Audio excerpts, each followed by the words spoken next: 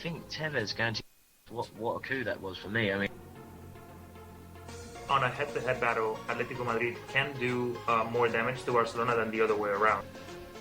Either he's really blind or he's fixing the match. I can't see it any other way.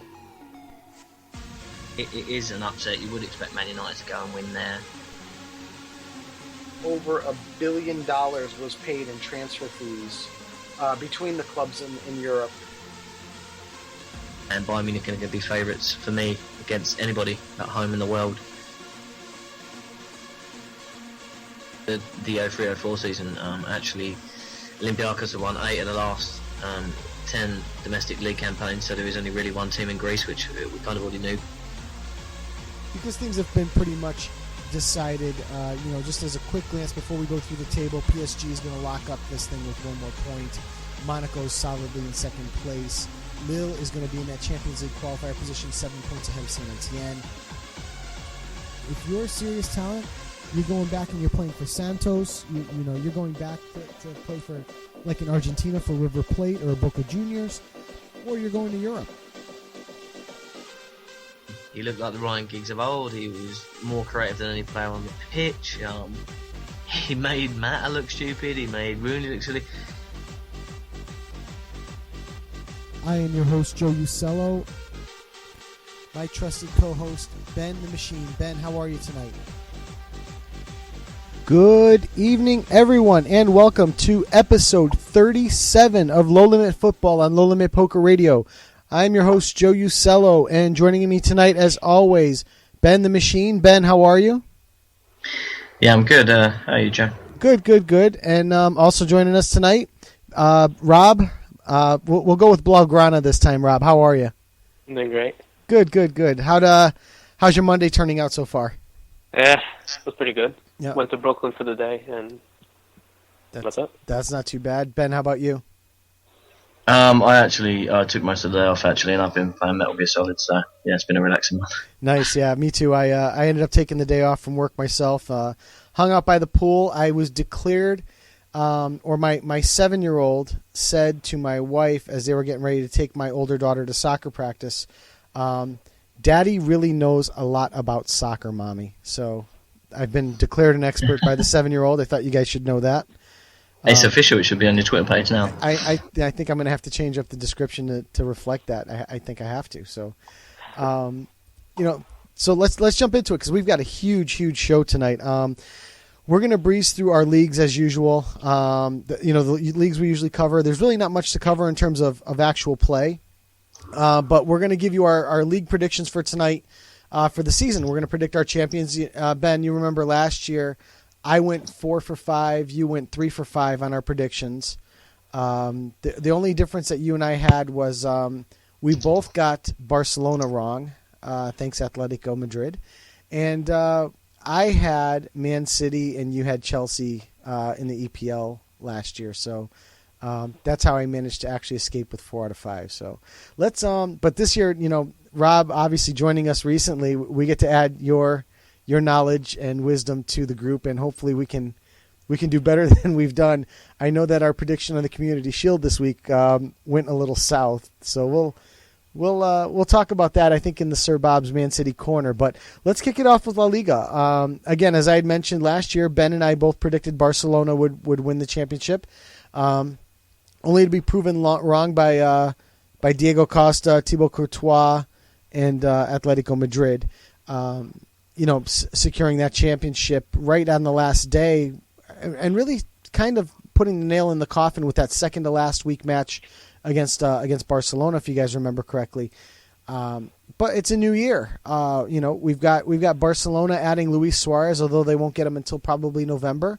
But they did something, they've strengthened themselves overall. They've also strengthened their back line with the additions of Jeremy Mathieu and what we're going to talk about later, Thomas Vermaelen from Arsenal. So they've at least done something finally to address those issues. Real Madrid, everyone knows the amount of money they've spent. James Rodriguez coming in, so they've gotten much stronger. Ben, I'm going to send it over to you first because this is the league you normally cover. I'm going to let you give me a quick little rundown on who you think's going to win this one this year, and tell me why. I'm going to flip it up and go 3-1. Just quickly, I think, unfortunately for Atletico Madrid, I think they're going to be outside the top two this year. I think, I know they brought in Mandzukic to replace Costa, but I still think they're gonna feel the heat. And I think Barcelona and Real Madrid have done enough and spent enough money between them that if they wasn't already a much better team on paper, open close commas, then they definitely are now. And for me, Atletico Madrid third. This, for me, for the top two, is the hardest of any. I was going through and doing my predictions before this, and I must admit, although the English one was quite close, I think this one was the hardest, and I really do think you can pretty much flip a coin. I still do think that if Real Madrid go and sign, shall we say, an out-and-out goal scorer, I know Benzema scoring goals for fun there, but I think a lot of centre-forwards would. I do think if Real Madrid definitely sign like the Falcao that's been rumoured, then I would say Real Madrid would sneak it for me. But I've gone for Real Madrid to win it, but by a hair. I think they've both spent so much money in the summer. The only thing for me is the Barcelona defence. I'm not sure how it's going to hold up, and Vermaelen's a bit injury prone. I think if Vermaelen stays fit, it's going to go all the way down to the end for me, but I've gone Real Madrid. I just think James Rodriguez, I think he's really going to turn up this year, and I think Kaden Neves in goal as well is going to make a big difference. And I think one that's maybe gone under the radar that people are not looking at as much, maybe because he was out of favour at Munich, was Toni Kroos. I think he's going to do really well there as well. And I just think, although Suarez has gone to Barcelona and he's got everyone talking, I just think that Real Madrid are going to edge it, but it's going to be really, really close. It might even be a goal difference, 1 point, something like that. But yeah, I've gone for Real Madrid 1 and Barcelona 2. All right, Rob, how about you? Why don't you give us a quick little prediction on what's going to happen? Going back to what Ben said, yes, I do agree. Atletico Madrid have lost a lot of good players, really key players like Courtois and Diego Costa, and I don't see them going for a top two. Barcelona and Real Madrid have been spending a lot of money on all this talent. You got Barcelona with Suarez, Vermaelen, Ter Stegen, and Mateo, etc.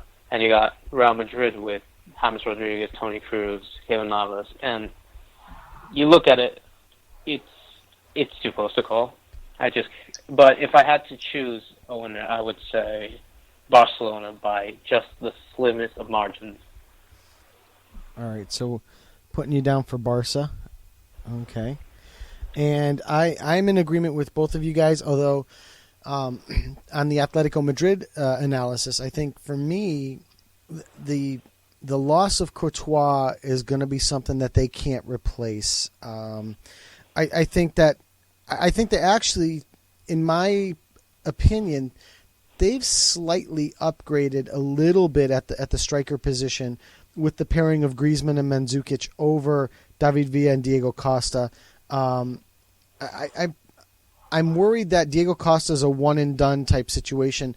I'd like to see him produce at Chelsea. He's going to actually get a better midfield behind him, and he should perform or outperform his, what he did in the previous year. I think we should expect bigger things out of Diego Costa, and that's saying that on a guy who really just jumped on the scene and just ran with it this year.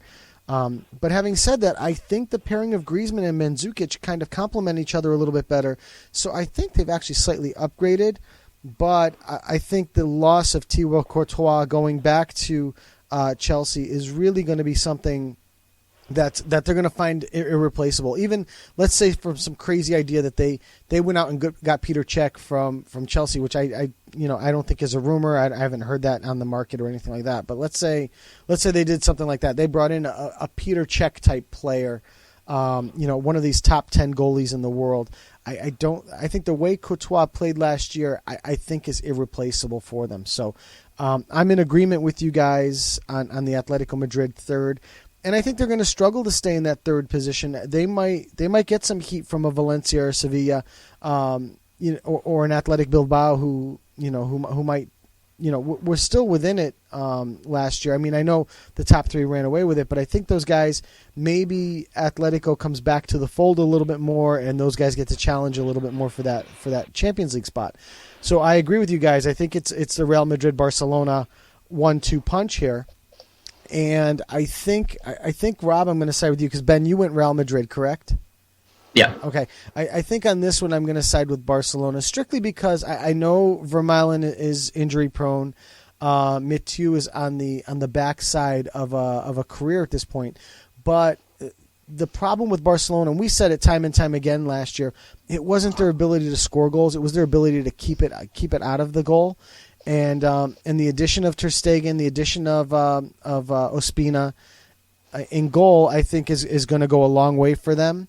Especially, you got to remember they had to close the last 6 or 8 matches of the season with Pinto, who I thought was terrible to say the least. Oh, I'm sorry, that's right, Rob. Thank you very much. It was Claudio Bravo, not Ospina, that went there, but which is actually now an upgrade. But Claudio Bravo, that's right. I my mistake. And actually, Rob, you and I were talking, prior to coming on the air. Ter Stegen suffered a little bit of a knock here. But my personal opinion is Claudio Bravo's a better goaltender than Ter Stegen. But still, excellence in goal for them. They've upgraded there. They've upgraded in that central defense by bringing in Mathieu and bringing in Vermaelen. I think they've done enough. And then when you go and get Luis Suarez to come on in November, these guys didn't have trouble scoring. They scored over 100 goals last year. Goal scoring was not an issue. And they're going to tack on like another 20 goals on top of that, but they're going to tack on the ability to keep the ball out of the net. They're going to tack on the ability to defend against those fast forwards that you see in Cristiano Ronaldo and Gareth Bale. So I think Barca maybe didn't splash around the money that Real Madrid this year, but Barca spent where they needed to spend to bring in players that they needed to fix what was going wrong. So I am going to side with you, Rob, on this one. I am going to go Barcelona. I think it's going to be close, though. And Ben, I agree with you 100% that this one. I think with this one, you're pretty limited to 2 choices, but those 2 choices are so close that it wouldn't surprise you that at the end of the season, this thing were decided by 1 point. It were decided by goal differential. You could see something like that easily happening here at the end of La Liga season, which is going to make it exciting to follow all the way down. Your thoughts? Go ahead, Ben. Sorry, John, I was going to say, I do think as well that the reason that another reason slightly defensively, the Barcelona players, the defenders especially that come in, have got to hit the floor running, and I think that's another thing that might be worth a few points. But I think we're all in agreement. I don't think any of us would be surprised if we're still talking about it come the last game. No, I agree. Rob, any final thoughts you want to throw in there before we run over to France? No, all I'm just going to say is it's going to be really close. Yeah, I agree. It is going to be something to watch. So let's go over to France, where the French Ligue 1 basically didn't want to wait for the rest of the world, and they decided to start on Friday. So we have scores to report, which is kind of neat. We discussed off the air that we're going to probably start doing our predictions, our weekly match predictions, and our match previews, and that sort of thing once all the leagues get going and we kind of get a little bit of a roll. Probably right after our 1-year anniversary shows when we'll really start kicking off with that type of stuff. But covering Ligue 1's first matches of the season, we had Rams with a surprise 2-2 draw at home to PSG. Moving into Saturday, Bastia with a 3-3 draw with Marseille. We had Cannes, newly promoted Cannes, with a 3-0 win over Evian. Ben, I don't know if you remember, but when we were covering Ligue 1 last year, the Evian kind of escaped by the skin of their teeth in that last match to avoid relegation. And here's one of the top 3 teams from Ligue 2 coming up and really putting them on them at Evian 3-0. So that was an interesting result to see. Moving forward, Saint Etienne 2-0 over Guingamp. Lille and Metz, another promoted team, 0-0 draw, and this is Champions League bound Lille. So that was, I would say that's a little bit of an upset there. Bordeaux 1-0 over Montpellier. Nantes with a 1-0 win over Lens, who we've been talking about for the past couple weeks that we weren't sure they would even be in Ligue 1, but here they are, and they lose their first match to Nantes. Nice 3-2 over Toulouse. And then on Sunday we had Lyon 2-0 over Rennes, and Lorient a 2-1 victory over 10-man Monaco, and that one Radamel Falcao scoring for the first time since November, obviously coming back from ACL reconstruction, scoring on a penalty kick. But it certainly was not enough with Lorient winning a road match there 2-1. The other fact that I want to bring up this week is in the 2-2 draw between PSG and Reims, we saw Zlatan Ibrahimovic really get back into form, guys. He scored two goals, but also missed a penalty kick. Your thoughts on Zlatan missing one? Rob, I'll start with you because I know you saw this match. Your thoughts on Zlatan's play overall for that first match? No, it was highly expected of him because of his talent and everything. But for me, I didn't think it was such a bad match in general. I thought PSG could do better, but in terms of a individual performance, I thought he did pretty well in that match. Ben, I don't know. Did you get a chance to see that match at all on Friday? I didn't know actually. No, I've been away. Yeah. But I mean, you can't really. Someone of his kind of quality, I think, we're all human. He's going to make mistakes. He doesn't make very many, and I don't think he can really. It's unlikely for him not to get a hat trick. But yeah, every once in a while you miss one, and if you're going to miss one, it's better to do it early in the season, I guess, than it is to do it late. So that's true. Plenty of time to sit back and recover. So I'm going to go through the tables just very quickly because if the season were to end today, newly promoted Caen would win the Ligue 1. Followed by Saint-Etienne, Lyon, and Nice in the top 4. Lorient rounding out the top 5. And your relegated teams would be Evian, Guingamp, and Rennes. Rennes would only be relegated by 1 goal. That extra goal, because they're a -2 goal differential, would keep the likes of, let me just take a look here just to be sure, Montpellier, Lens, Toulouse, and Monaco from being relegated. So, it's always fun to look at that first result of the season. But, really want to jump into the, next week, just to give you an idea. I'm going to scan through these matches really quick next week. Friday, we have first place Caen playing Lille. We have PSG Bastia. Let's go take a look. Monaco Bordeaux, Saint-Etienne Reims. And Lille, I just already said Lille. So that's kind of the matches on the surface to talk about. But let's talk about your champion for this year. Let's get a little prediction going here. I think this league overall is going to be easier to predict. Since I cover them, I'll start out really quick to say that PSG they're the ones spending the money in France right now. They added David Luiz. They've still got, even though Edison Cavani has had some rumors that he might be going to England, among other places, that he's still there. Obviously, Zlatan Ibrahimovic is one of the top strikers in the world. Ezekiel Lavezzi's also been rumored to go here and there, has not left yet.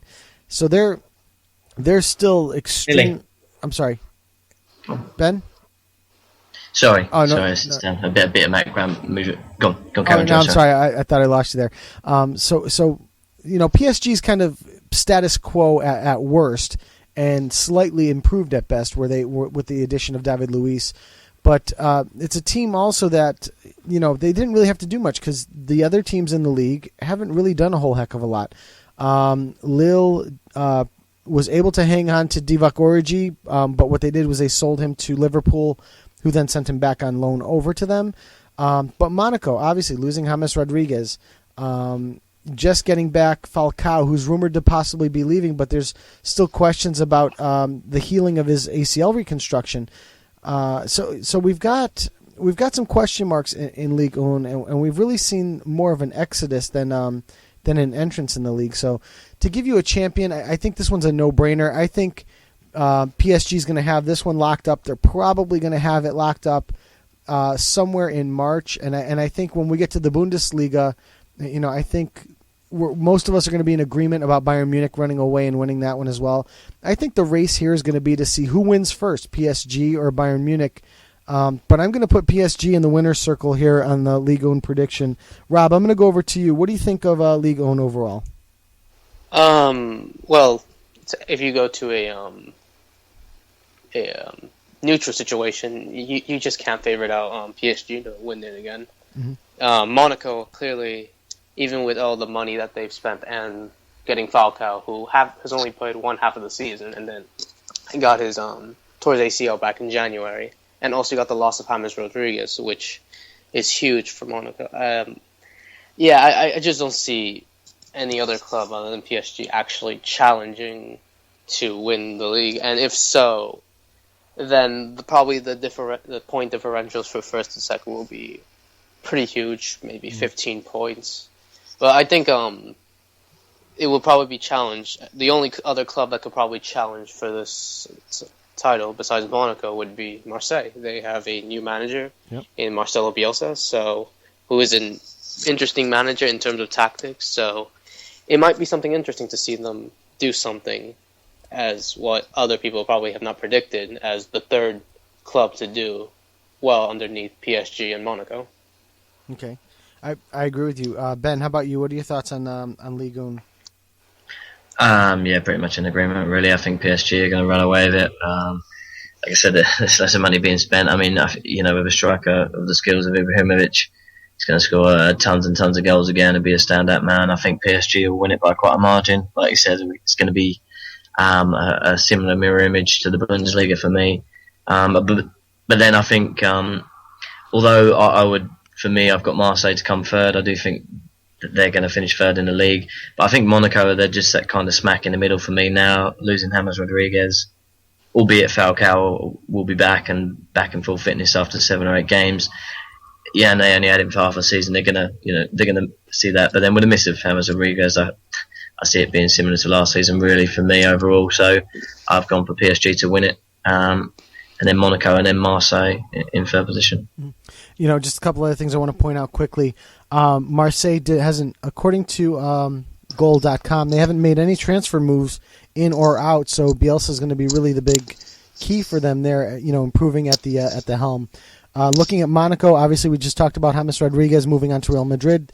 They've also sent off Emmanuel Riviere to Newcastle, and that's an interesting one because Riviere really did a lot to help keep the team in that battle while Falcao was injured. So that's going to be something that's going to be interesting to watch. And also Munir Abadi, the midfielder, went to Hellas Verona. So and according to Goal.com, Monaco's only brought in Kagelmacher, who is a Uruguayan defender. They brought him in from Valenciennes. So actually he's returned on loan. So really done nothing to strengthen their side. So unfortunately, I think, like we've said, that there's really not going to be much for them to do. Just want to look at the moves that PSG has made so far. They've obviously brought in Serge Aurier from Toulouse as a defender.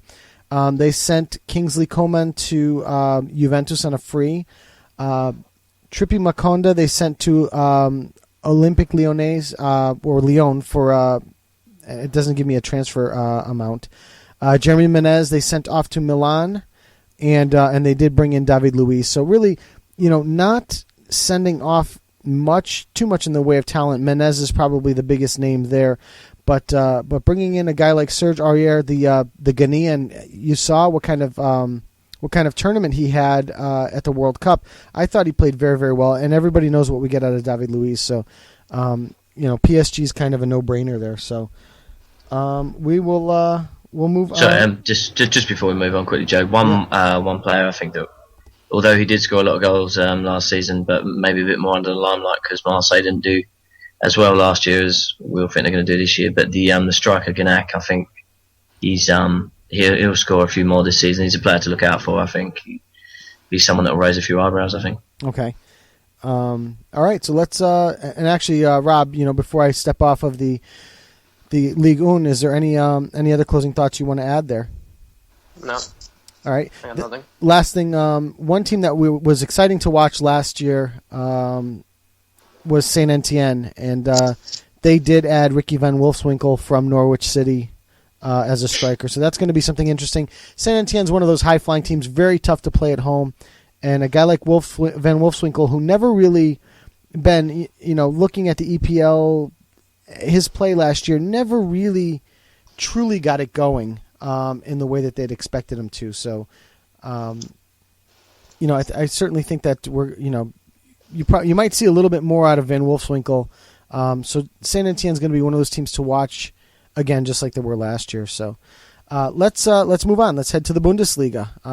And again, they haven't started playing yet, so we're really in prediction mode here. But again, this is one of those leagues that I think is going to be awfully easy to predict. Ben, why don't you start us off with the Bundesliga and tell us what you think? I've gone for the obvious choice and gone for Bayern Munich to win it for me. I think Lewandowski will probably improve even on Mandzukić's total last year. I do think that Lewandowski showed that he score goals for fun in this division. With the amount of creativity that's coming from the Borussia Dortmund midfield, which it will probably be significantly less than what will come from the Bayern Munich midfield. And he still scored tons of goals. So for me, going into this Bayern Munich midfield, I think he'll probably score more. They'll have possibly even a higher goal total this year than they did last year, and I think they're going to run away with it, in fairness. I don't think that Borussia Dortmund will give it up quite as early this year, but I still think that I really can't see them closing the gap too much. But the only difference, shall we say, this year that Dortmund will hopefully have for their peace of mind is the fact that last year they did have a lot of injuries last year. Gundogan was out for a while, Subotic, and a couple of the Polish players that I hazard to pronounce their surnames, Blaszczykowski and Piszczek as well.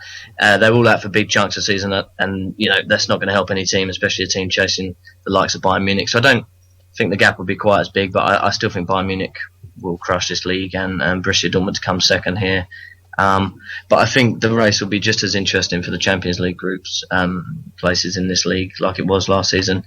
I do think you'll see Schalke and Leverkusen going to the absolute last, and I think we'll find, like we did last year, we're talking about the Champions League places coming into the last month of the season, and it looks like it'll be a heads up between Schalke and Leverkusen for me. Schalke to take third, just very, very close, but yeah, as far as the top two go, Bayern Munich have got by far and away the better team, but yeah, I think it'll be a little bit closer. Rob, how about you? What are your thoughts? Yeah, I just have to go for Bayern to win the Bundesliga. You're going to look at Lewandowski having to fill in the gap that ManCity has had, and he's done pretty well in preseason. And you also got Borussia Dortmund, who have Immobile to fill in Lewandowski's hole. But yeah, I agree. I think this is going to be. I don't want to say it's going to be a huge gap like it was last season. I think it will probably be a little bit close, but as long as something surprising happens with Bayern, something bad, I guess, then I don't see Dortmund winning this, and I got Bayern to repeat as champions. And also, what Ben has mentioned, the group stage, the group stage qualification for the Champions League is also going to be neck and neck with Schalke and Leverkusen, so it should be interesting to see. I agree. I think Bayern's going to run away with this. I think you guys are right in suggesting that they're not going to win it in that first week of March like we saw them do this past year. But I think they are going to win it rather quickly. Just looking at the transfer information going on, like you guys had said, Borussia Dortmund losing Lewandowski. Him going over to Bayern to replace Mandzukic. To say he's replacing Mandzukic, I don't think is the right word, because for me, Lewandowski's an upgrade on Mandzukic overall. So, but again, like you said, they've lost Toni Kroos. They got the information today on Thiago Alcantara that's basically said that he's going to be out another 2 months. Which is going to be a little bit of an issue, but Rob, as you'd pointed out before we came on the air, Mario Götze's still there, so that, they're not depleted in the midfield. But the common thinking was that they were letting Toni Kroos go with the understanding that Alcantara was going to be back in time to start the season. And now they get that bad news on his knee injury. Looking at some of the transfers here. Like you'd also mentioned, like you guys had also mentioned with Borussia Dortmund, the addition of Ciro Immobile from Torino.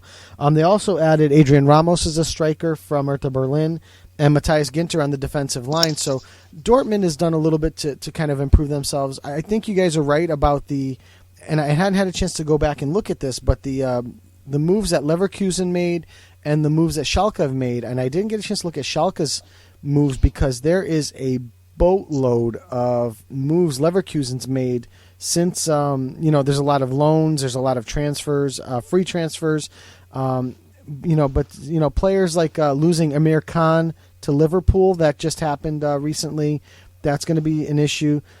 Joseph Dermich from Nuremberg is coming in to help on the front line for Bayer Leverkusen. So they've kind of rebuilt this team a little bit now. I'm going to go back and look at Schalke because I didn't get a chance to look at their transfers yet. But these were the two teams, and also if you want to throw in another outsider there last year, we talked about Mönchengladbach was another team that was in the fight for those Champions League positions. So it's going to be interesting to see what Mönchengladbach does as well. The only thing I see here is that even slightly interesting is Eric Maxime Choupo-Moting went from Mainz to Schalke. We did see him play this weekend. There was a friendly. Oh boy, who was it? I think it was Tottenham and Schalke. Ben, can you help me out with that one? Was that the friendly this weekend, or Rob? Can you confirm that? I know there wasn't a friendly this weekend where it was Schalke playing an English side, and I think it was Spurs. But Schalke. When was this? This was, I think it was Sunday morning. I think it was yesterday morning. There was and I remember, seeing a couple of these players. It was Spurs. It was Spurs. Okay, and I think Spurs won the match. But I think they won it big, actually, if I remember right. I think it was 2-1. 2-1? Was it 2-1? Okay. But Choupo-Moting, shown pretty well in that match from what I saw. That the few minutes that I caught of him playing, seemed to do pretty well. So Schalke, Leverkusen, and then like I said, the last one that's going to be interesting is going to be Borussia Mönchengladbach, who was in it to the end as well. And again, they have a pretty long list of transfers. And just taking a quick look, they picked up American defender Fabian Johnson from Hoffenheim on a free transfer, and that should actually do pretty well for them. They also picked up Ibrahima Traore from Stuttgart, and Torgan Hazard from Chelsea on loan. So, and also Schalke kept Julian Draxler as Ben is indicating. So that's going back to Schalke. So Schalke and Mönchengladbach are definitely going to challenge with Leverkusen to really make that third place and beyond very, very interesting in the season. And I think Borussia Dortmund's gonna give Munich a little bit of trouble, but I think overall, Munich will win it, just not in early March. They'll win it a little bit later than that. So, pretty easy for us to all predict out the Bundesliga there. So let's head over to the Serie A, and obviously last year we had a record-setting season from Juventus, running away and hiding with the league, although it wasn't quite so quickly put to bed as you would expect. I'm trying to think. I think it was 104 points that they had finished with on the season. Beating out second place. 102. 102. Thank you. Beating out second place Roma by, I think it was about 14 or 15 points when all was said and done. But we've got some questions now with Juventus this year. Obviously, the loss of Antonio Conte and being replaced by Maximiliano Allegri. There's some questions there. It was 17 points. Thanks, Rob. But there's some and it was a big number. I knew that was the point was getting back to they've changed coaches, and really a guy in Conte who's regarded as one of the best coaches in Europe. Just at the last minute decides that he's all done with it. I think most of us have speculated that it was over Juventus' ability to keep both Arturo Vidal and Paul Pogba, where maybe upper management was thinking of sending him off and transferring him out. So there was a little bit of that going on. Just looking at Juventus' transfers here, a lot of loans going on overall, and there is a laundry list of of names, but nothing really, screaming to me. Mauricio Isla just this week was loaned out to QPR after having a great World Cup for Chile. Romelu going to Juventus from Hellas Verona. Let's just take a look. I'm just scanning the list of transfers right now. Obviously picking up Patrice Evra from Manchester United. Morata from Real Madrid, who then suffered an injury in his first practice. Fabio Quagliarella being sent off to Torino. That's certainly a replacement for Ciro Immobile, as we'll see later on. But, just looking at the rest of these names, there's not really anything that's stunning like last year with the Carlos Tevez acquisition that we saw that happen. You're just not seeing that huge name go back and forth here.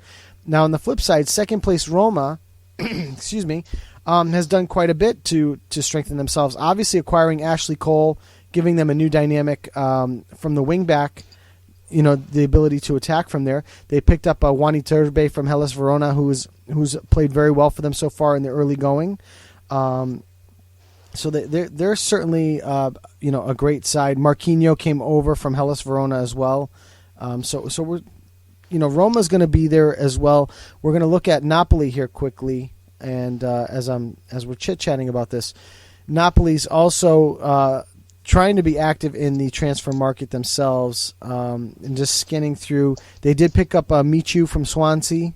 I'm just taking a look, excuse me, to see if I see any other names that stand out at me, but nothing really screams at me. So, to give you guys, after babbling for a few minutes on the top three teams in the league, I couldn't live with myself if I didn't pick Juventus to win it again. I'm just not super confident on it because of the wild card of bringing in Allegri and bringing him in so late. It really starts to worry. Also, the age of Gianluigi Buffon and Andrea Pirlo. They're going to have Coppa Italia to worry about. They're going to have Champions League, which they certainly want to perform better than they did last year. So I think they're going to have a tough go of it, and I think that 17-point gap will be much, much closer at the end of the season.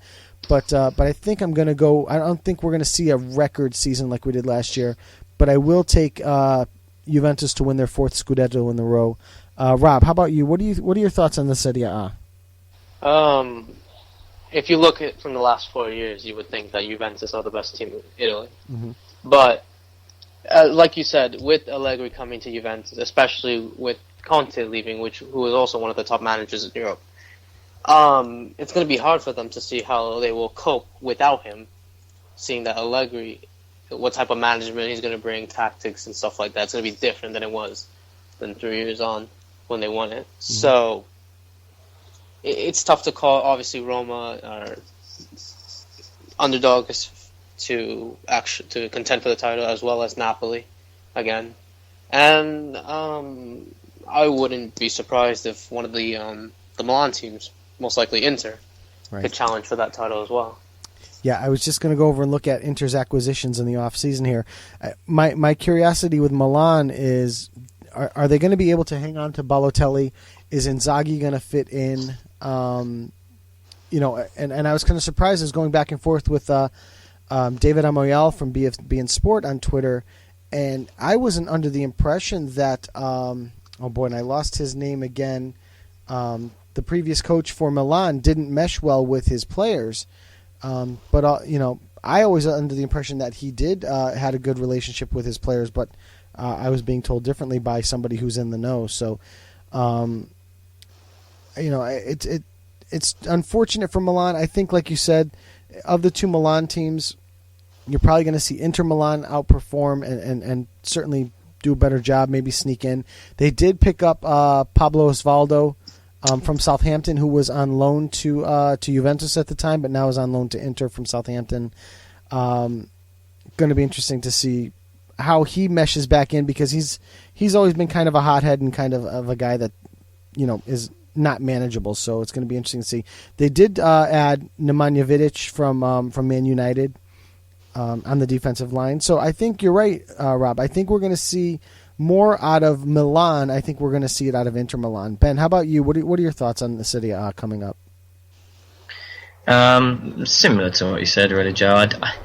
I actually rate Allegri as a coach. I think that he's, maybe he's fell away a little bit the last couple of years when he was at Milan. But for me, I still think he's got it in him. I think he's a decent coach. I mean, if you look at just his overall, win percentage at Milan, it was pretty decent, especially since they had a bit of turmoil last few seasons he was there. But for me, I think it will be closer, like you said, but I still can't really look past Juventus. Not for me. I actually look for Juventus to win the league, but not by as many points, because I think they'll push on a little bit in the Champions League. I don't think they'll win the Champions League, but I think they're going to be dark horses this year.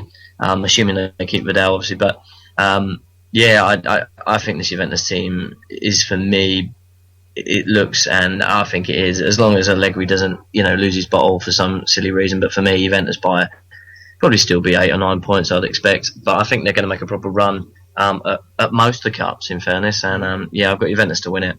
Okay. And I don't think Roma will have enough, but I still think Roma will finish second. I don't think Milan's going to have enough to be fighting them free for me. Right. And before I throw it back to you, Rob, real quick, just for any closing thoughts, the coach's name that always escapes me, it's happened a couple times on the show, Clarence Seedorf. And I shouldn't have to worry about it anymore, because as far as I know, he's not coaching. But his name for some reason just always escapes me. So Rob, any other closing thoughts you want to add? No, I have nothing. So we're all kind of on the Juve bandwagon again this year, and it's going to be interesting to see if they can actually hold on and finish it out. So last league we cover is the Premier League. Ben, I'm gonna throw it over to you, because obviously this is one that you cover. One thing, Ben, before we jump into the Premier League, Rob, we don't have a specific league for you to cover yet, so we're gonna have you pick a league, and we'll throw something on you to report back to us every week. It'll so that we don't want to leave you hanging at not having any leagues. Ben has 3 of them, so you'll want to steal one from him. I'd imagine you'd want Spain, Rob, but you can take what you want. I'll take La Liga. Done. All right. So starting from now on, once we start hitting the scores and highlights, Rob will do La Liga. Ben, you've got the Bundesliga and the Premier League, and I've got Ligue 1 and Serie A, and hopefully we'll be a lot smarter at the end of it than we are at the beginning. So that's the plan. All right, That's the plan. Ben, start us off. Premier League.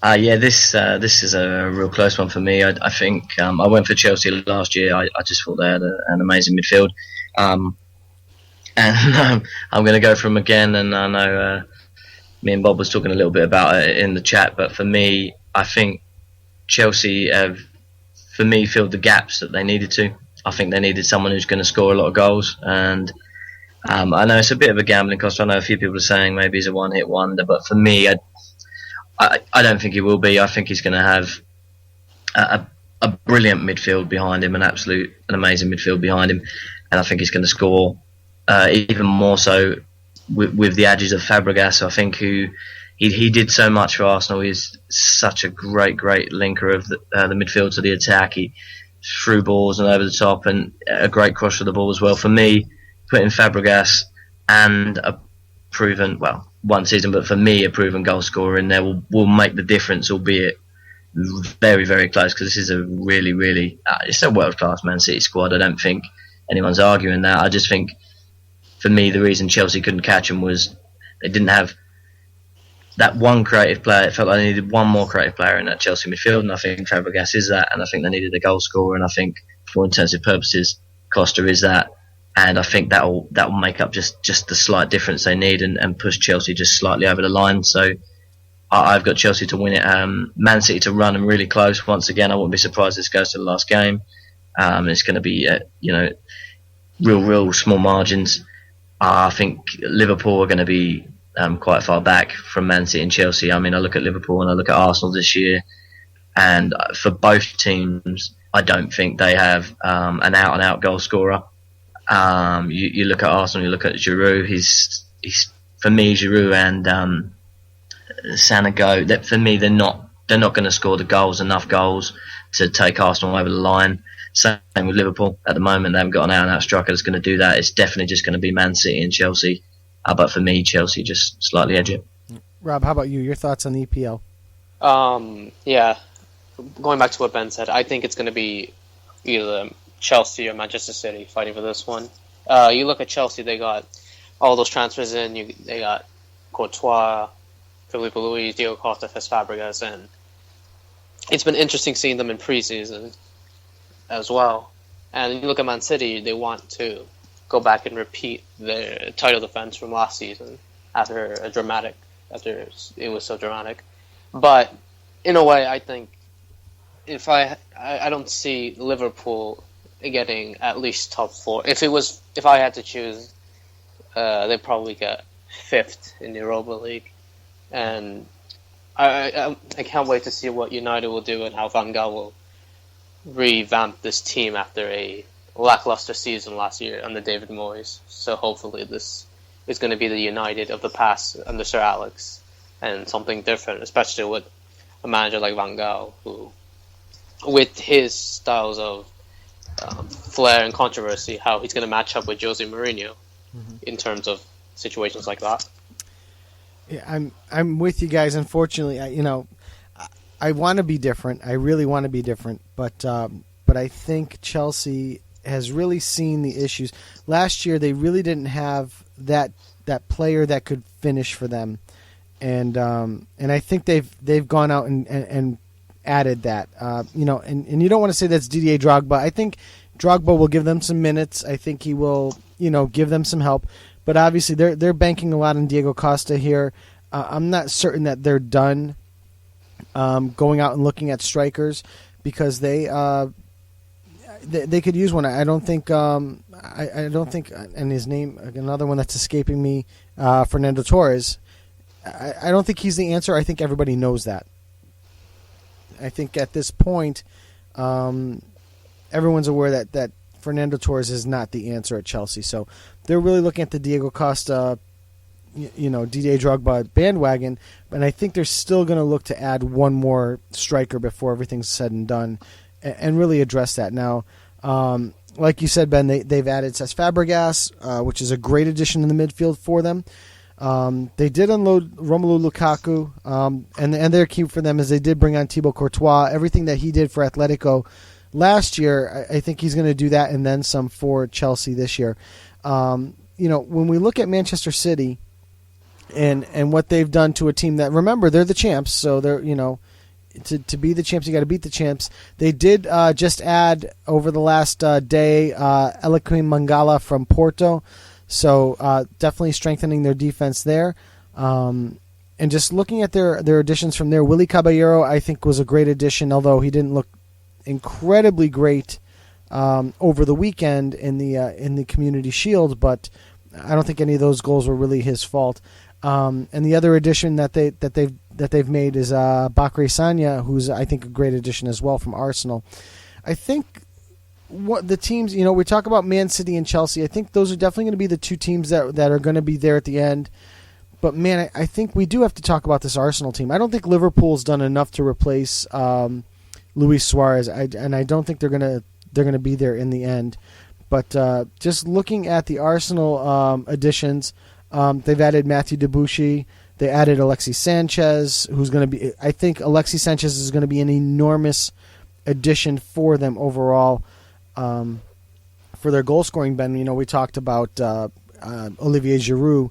I agree with you. I don't think Giroud and Sonogo are where they really need to get the goals from. But a guy like Alexis Sanchez, you saw him bring a fire to the Community Shield match this week. So I think Arsenal bears some watching. But I think I'm going to be in the same boat with you guys. Unfortunately, I really want to be different. And last year, Ben, I was different, and I took Man City, and it was the right move to make. My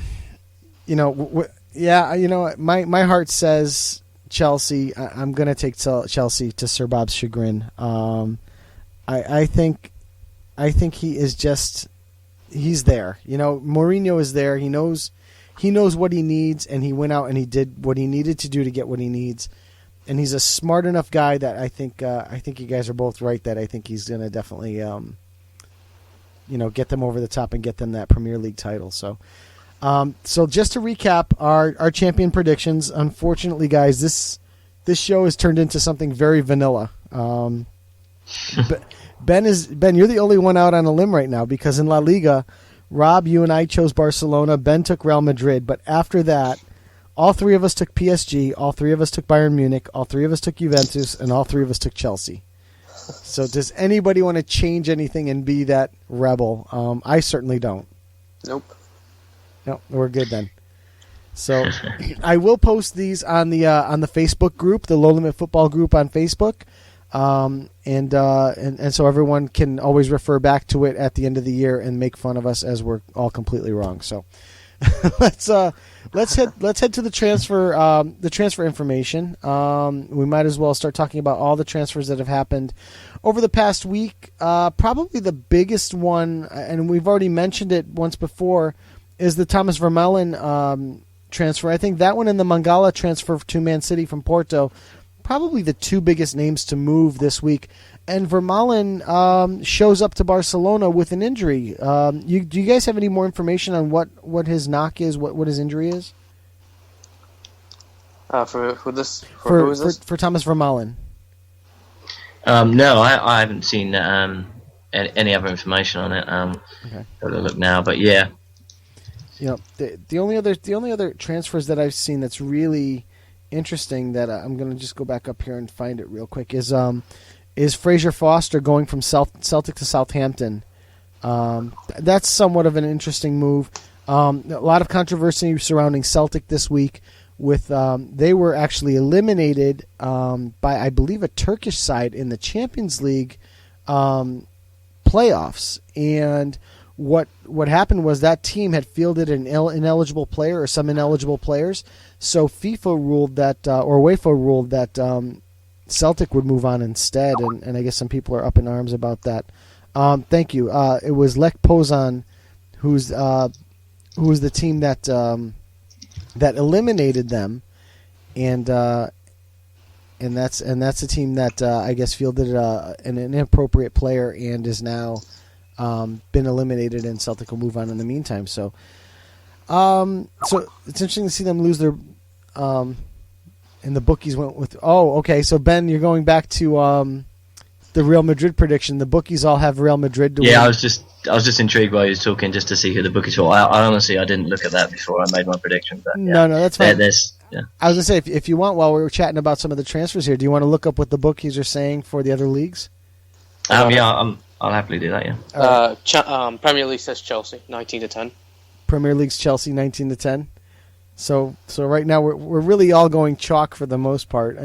Rob, you and I are the only ones taking a step into the deep ends with Barcelona. It's very close. It's like 1.9 and 2.1. So it's as close as close. League One, you got PSG with 2-11. PSG 2-11. Yeah. Okay, and what do we have for the Bundesliga and Serie A? Bundesliga, you got Bayern 1-6. Oh boy. And Italy is Juventus 6-4. Okay, so that's those are all pretty short odds. A lot of chalk there that we went with. So Ben, you're not the gambling man that we thought you were, going with Real Madrid there. So so getting back into let's get back to the transfer. Let's get back on track here. Yep. So other than the couple of confirmed transfers, let's hit the rumors real quick because there's not a whole heck of a lot going on. Sorry, just before we go into the rumours, so I didn't want to cut you off there, Joe. A couple of that I thought were quite interesting. We haven't mentioned, only two actually, was Rodwell actually from SirBob's ManCity to Sunderland. I do think that it was a bit too early for him to go to ManCity in his career. I know sometimes it works, like with Rooney, and sometimes it doesn't. But for me, he is a good box-to-box player. There's still a lot of potential there for me. I do think he needed games, week in, week out. I think ManCity needed someone week in, week out that would do the job, that wasn't going to be, they needed someone straight away, not someone who's going to develop into a world-class player. Mm-hmm. But for me, that's a really good signing for someone of Sunderland's credentials. And I think he's a really good signing there for Sunderland. I don't know if I know you've seen a little bit of him at Everton, Joe, but sure. For a team like Sunderland, Rodwell, that's a really good signing for someone like that. Oh, I think it's a great signing for them. Getting him to come into that Sunderland midfield. That team that team's in need of some help. I think a lot of the bookies, Ben, you could probably confirm this, are predicting that Sunderland's going to be that team to get relegated this year. They're one of the quote unquote favorites. So they really do need a little help in that midfield to kind of solidify things, and I think Rodwell's the right guy to do it. Young talent, and like you said, on that Man City side, he's just really not going to break into that midfield with the likes of Yaya Toure and David Silva there. So it is a good move for him, and I think it's also a good move for Man City as well. Rob, your thoughts on Jack Rodwell? To be honest, I haven't seen much of him at Man City, but I think it's a good move for Sunderland, hopefully, to be in contention to stay out of the relegation zone once again after such a dramatic fashion last season. Right. Yeah, I honestly do think the Sunderland will be okay this year. I think you'll see them finish like 15th, 14th, 15th. They'll be kind of bottom of the mid area. But I think, like I said, it's not just the players. You just don't see many box-to-box players anymore. And so, it's refreshing to see one like that. Mm-hmm. And just the last one, Joe, just before we go into rumours. I know we were wishing to get there. But the Mangala, we didn't really speak about him. But we've got to at least give him a mention since his 32 million transfer. Mm-hmm. Rob, you first. What do you think of Mangala? Have you seen much of him? Do you think he'll do well at Man City? Is he a Premier League winner? I think he has the talent that he deserves, especially what he had at Porto. I think that he's a good centre back, and hopefully a left back as well, to be good with Vincent Kompany as well, to link up well. And I hope that he plays a few matches, or maybe if not all the matches, over the Stashik. If I'm correct, he plays centre back. Yes. Yeah, so I think that him and Kompany are going to link up well, and if I would not be surprised if I don't see him a Premier League champion at the end of the season. Ben, I'm with both of you guys as well. Mangala is a young kid. He's 23 years old. They'd already had, like you said, Vincent Kompany back there, who's arguably one of the top 5 center backs in the world. Ben, you and I talked about that last year. He's gonna learn next to one of the best. He's already a solid center back, playing on a decent side. He's not going to get a ton of pressure. That Man City team is so good in the midfield that he's not going to get a ton of pressure. You're going to add a good center back into that, a good young center back into that setting. Also, you got to remember Julian Lescott moving on. I believe Julian Lescott moved on to QPR. Am I right? He did move on to one of those teams, or Southampton maybe. So they needed to replace Lescott, at least on the bench, if not on the field. And Mangala is certainly a much bigger addition than letting him go. So they've, Man City's improved, and I think it's a good move for both Mangala and for City. I think I think he's a really, really decent player. I think a great signing for Man City. I think this, to me, although Chelsea have gone out and the goalkeeping situation, but I think Chelsea have improved at the front a lot. But Man City, they brought in a centre back for me that will go straight into the centre backs. I think he reminds me a little bit of Vince Kompany. Really physical, really strong player, and a good reader of the game, the same as Vincent Kompany. They don't get Vincent Kompany doesn't get caught out of position very often, and I think Mangala's he's in that same kind of mould, and I think he wants to be what Kompany is now, and I really do think that they're very similar type of centre backs. Like Joe said, he's a young guy, only 23, and Pellegrini, I believe he came out and he said, he's going to partner Kompany at the back, so they're going to stick him straight in, and he's nicknamed the Beast. So if you've got a centre back that's a beast and the other one's Vince Kompany, then for me, you're going to have a real good centre back pairing. And I think as long as Mangala doesn't let the situation get to him, and the fact that he's going to be at the Premier League champion, he's going to be in the spotlight, 32 million, suddenly everyone's looking at you. But Pellegrini knows that he's a really smart guy, a really good manager, and I'm sure he sat him down and said, "Look, we're going to do this, and you're going to be part of it." So, great signing for City for me, and I think they'll be even tighter at the back than they were last year. And I do. This is why it's going to be for me a really, really close season. We've all gone for Chelsea, but they have got a really, really good back line for me. And at set pieces, there's not many going to be better at defending set pieces than ManCity for me. And he's a good centre back, and hopefully he fulfills his potential. Right. I agree. Let's head over to the rumors, because obviously we've got a few that we just want to touch on quickly before we start to get into our Copa Libertadores and our other conversations. But let's start out with Juan Cuadrado. There are rumors that he is possibly going to be going to United or Barcelona. I'm sorry, is that right? United or Barcelona? I'm also seeing here that there's potential for him to go to Chelsea. So I don't, your thoughts first on Juan Cuadrado. I'm gonna go with you, Rob. Let's start that.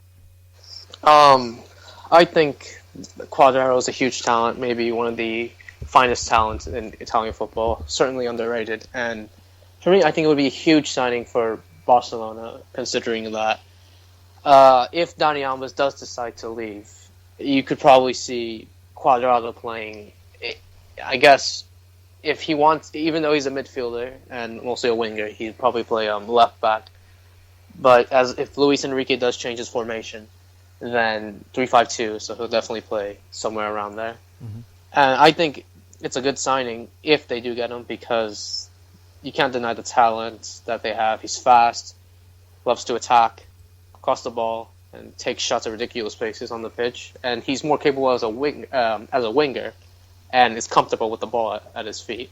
So I think it would be a better signing for Barcelona than United in itself, who are already stacked with midfielders. But I don't see him going to United. I think Barcelona suits him.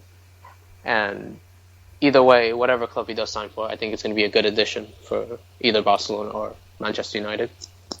I think I also saw, I just want to throw this monkey wrench in there, but I thought I just saw as well that Chelsea has reportedly also entered the race to sign Cuadrado. So Ben, I want your thoughts on Juan Cuadrado, and then we'll move on to the next player. I agree with Rob. He's great on ground the ball. He's very quick. He can play like a wing back or on the wing. I don't know. Obviously the move. If you want to, you name up in lights, and obviously the Barcelona move stands out. But is he going to play every game at Barcelona? I don't know. Maybe not. It really depends for me whether he wants to go and be part of a squad, or whether he wants to go and be playing every game. Because if he goes to Man United, I firmly believe with the lack of talent on the wing, shall we say, that Man United have got, he'll start every game for me. So I don't know. The Daily Mail reporting that Man United are very, very close to signing him. As much as you can trust the Daily Mail is, they've been known to be wrong, shall we say. But yeah, he's good enough to, he can get in this Barcelona team. I really think he's underrated, the same as Rob. But I think Man United know that as well, and I think this is why they've come into the race, especially Chelsea, as Joe's just mentioned. Once these players start to come in, comes into the rumour mill, and the scouts are wondering what they've missed, what they're missing, why everyone else is interested. But this is an interesting one for me. But I think that I'm gonna go against Rob with this one. I think he'll go to Man United. You think he'll go to Man United as well? Yeah, I do. I think that he knows that there's a definite space for him there, and obviously they can match the wage demands as well. Yeah,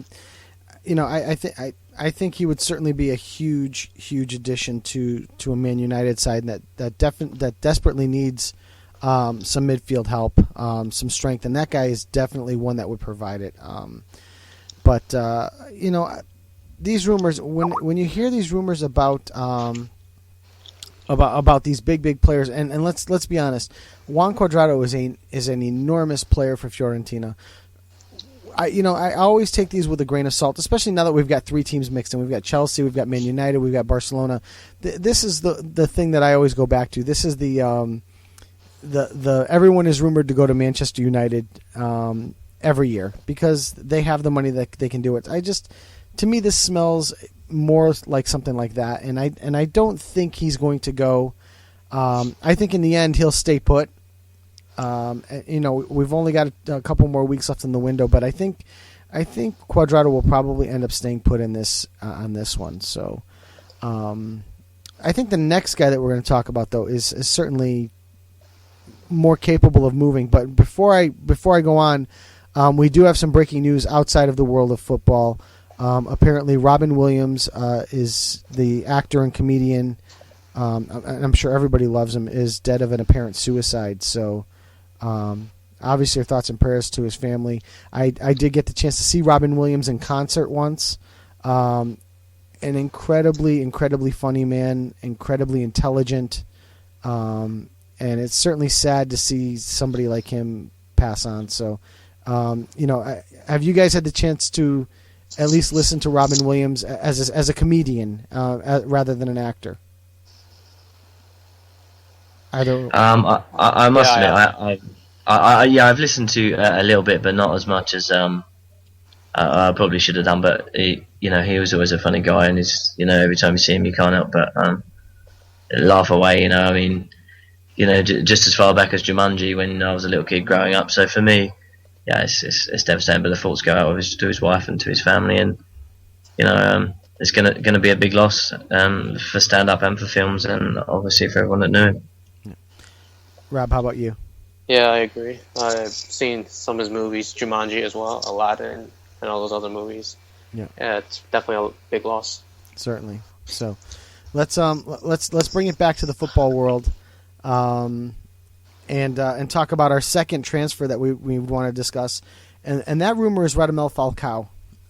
There are currently rumors out there that he could possibly be moving on to either Real Madrid or Liverpool. I'm just going to call up the story right now.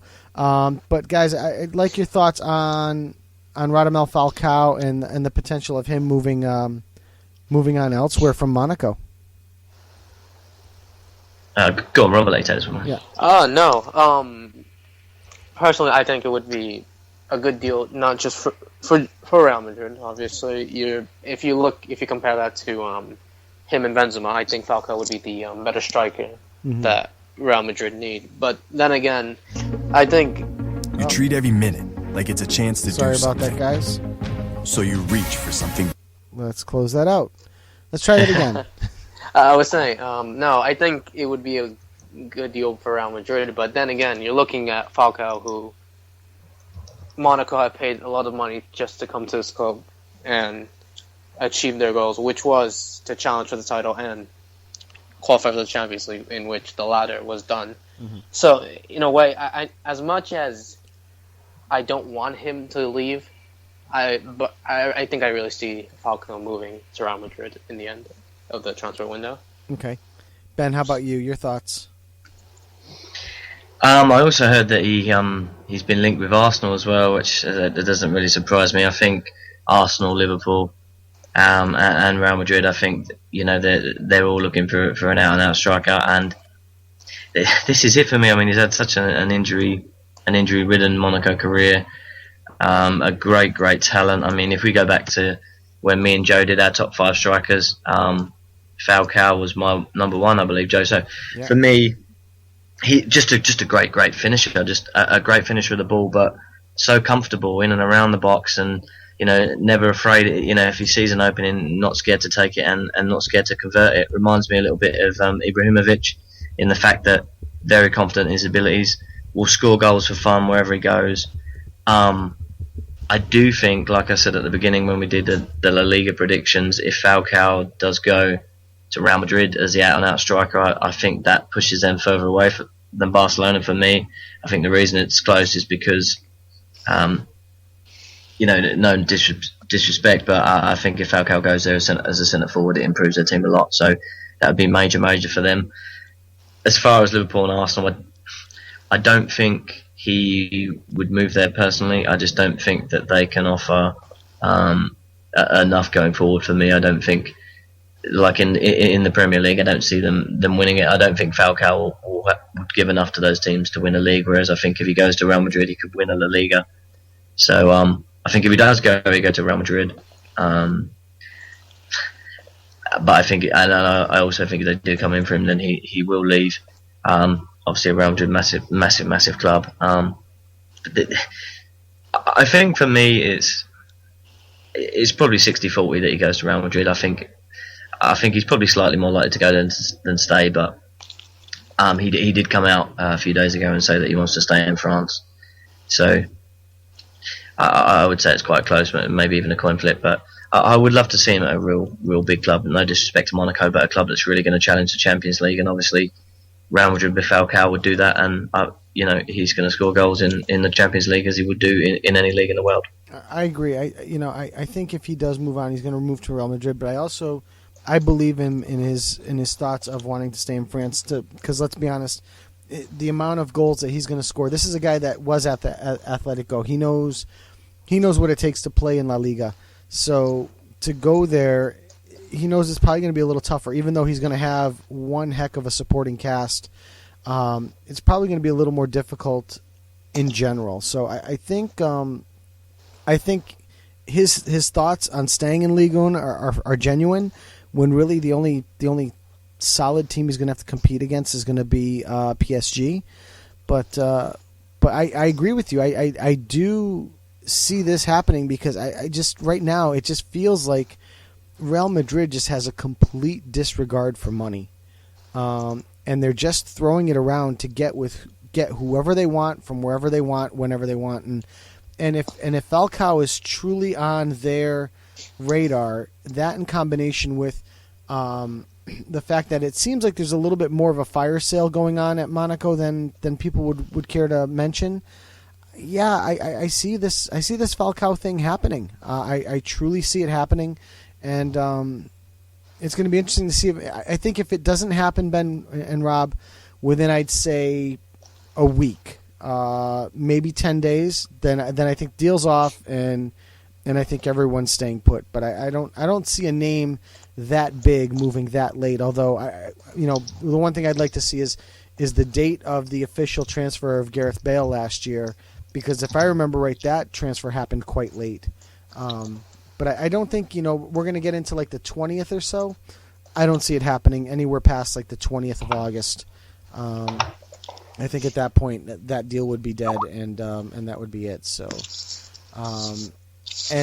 nope, we didn't mention that yet. Oh, yeah, right. That's a good one. So Ben, I'll tell you what. Let's do the last transfer rumor that we have. Then let's mention what you just put in our Skype chat. Sure. The thing, and thanks Rob for doing that. The thing that the last one that I want to mention is DeAndre Yedlin, American wingback, who is currently playing with the Seattle Sounders in MLS. Young, 20. I think he's 20. He might have turned 21 at this point, but I think he's still 20. Being rumored to go to Tottenham Hotspur, to the point where he was actually over in England this week, Ben and Rob, and actually returned yesterday for their match, and I can't remember who they're playing. We'll get to that in the MLS coverage. But your thoughts of DeAndre Yedlin heading over to Tottenham? I'm gonna take it to you first. This is one for me that I could see actually. I mean, Kyle Walker's been sidelined since March. He's going to be out for the beginning of the season. I also think that they're going to want some competition for places there as well. Yedlin, from what I've seen from him, it looks like a real decent. What should we say? Like a modern day wing back for me. Saw him play a little bit against Mexico. He looked really good. Very fast player. Likes to attack, but also going back the other way, his pace definitely helps him. He's also quite a good passer of the ball and quite a good dribbler, which you don't see maybe as much from as many fullbacks to have all the skills defensively and attacking. So yeah, for me, I could see him coming out of the MLS, and if Tottenham go over and if they're putting a serious bid, then there's no reason why he wouldn't come. And I do think, like I said, Tottenham are a little bit light at right back now, especially at the moment with Kyle Walker out. So yeah, I think this is a definite possibility, and this wouldn't be one I'd be surprised to see go within before the start of the Premier League season. And Rob, before I throw it over to you, there's a Twitter handle named Sir Chapters, who's a big Liverpool supporter, and he literally tweeted 2 minutes ago about Kyle Walker, that Kyle Walker is actually on Barcelona's radar as an option to replace Dani Alves, but currently Tottenham has no desire to sell him. So it would be interesting to see if those dominoes would fall. Also, the DeAndre Yedlin thing wouldn't happen. Apparently, they would do the transfer, but loan him back to Seattle Sounders until the end of the Sounders season, and then bring him into play at Tottenham. So, Rob, your thoughts on a potential of a young American wingback going over to the Premier League to play? No, honest.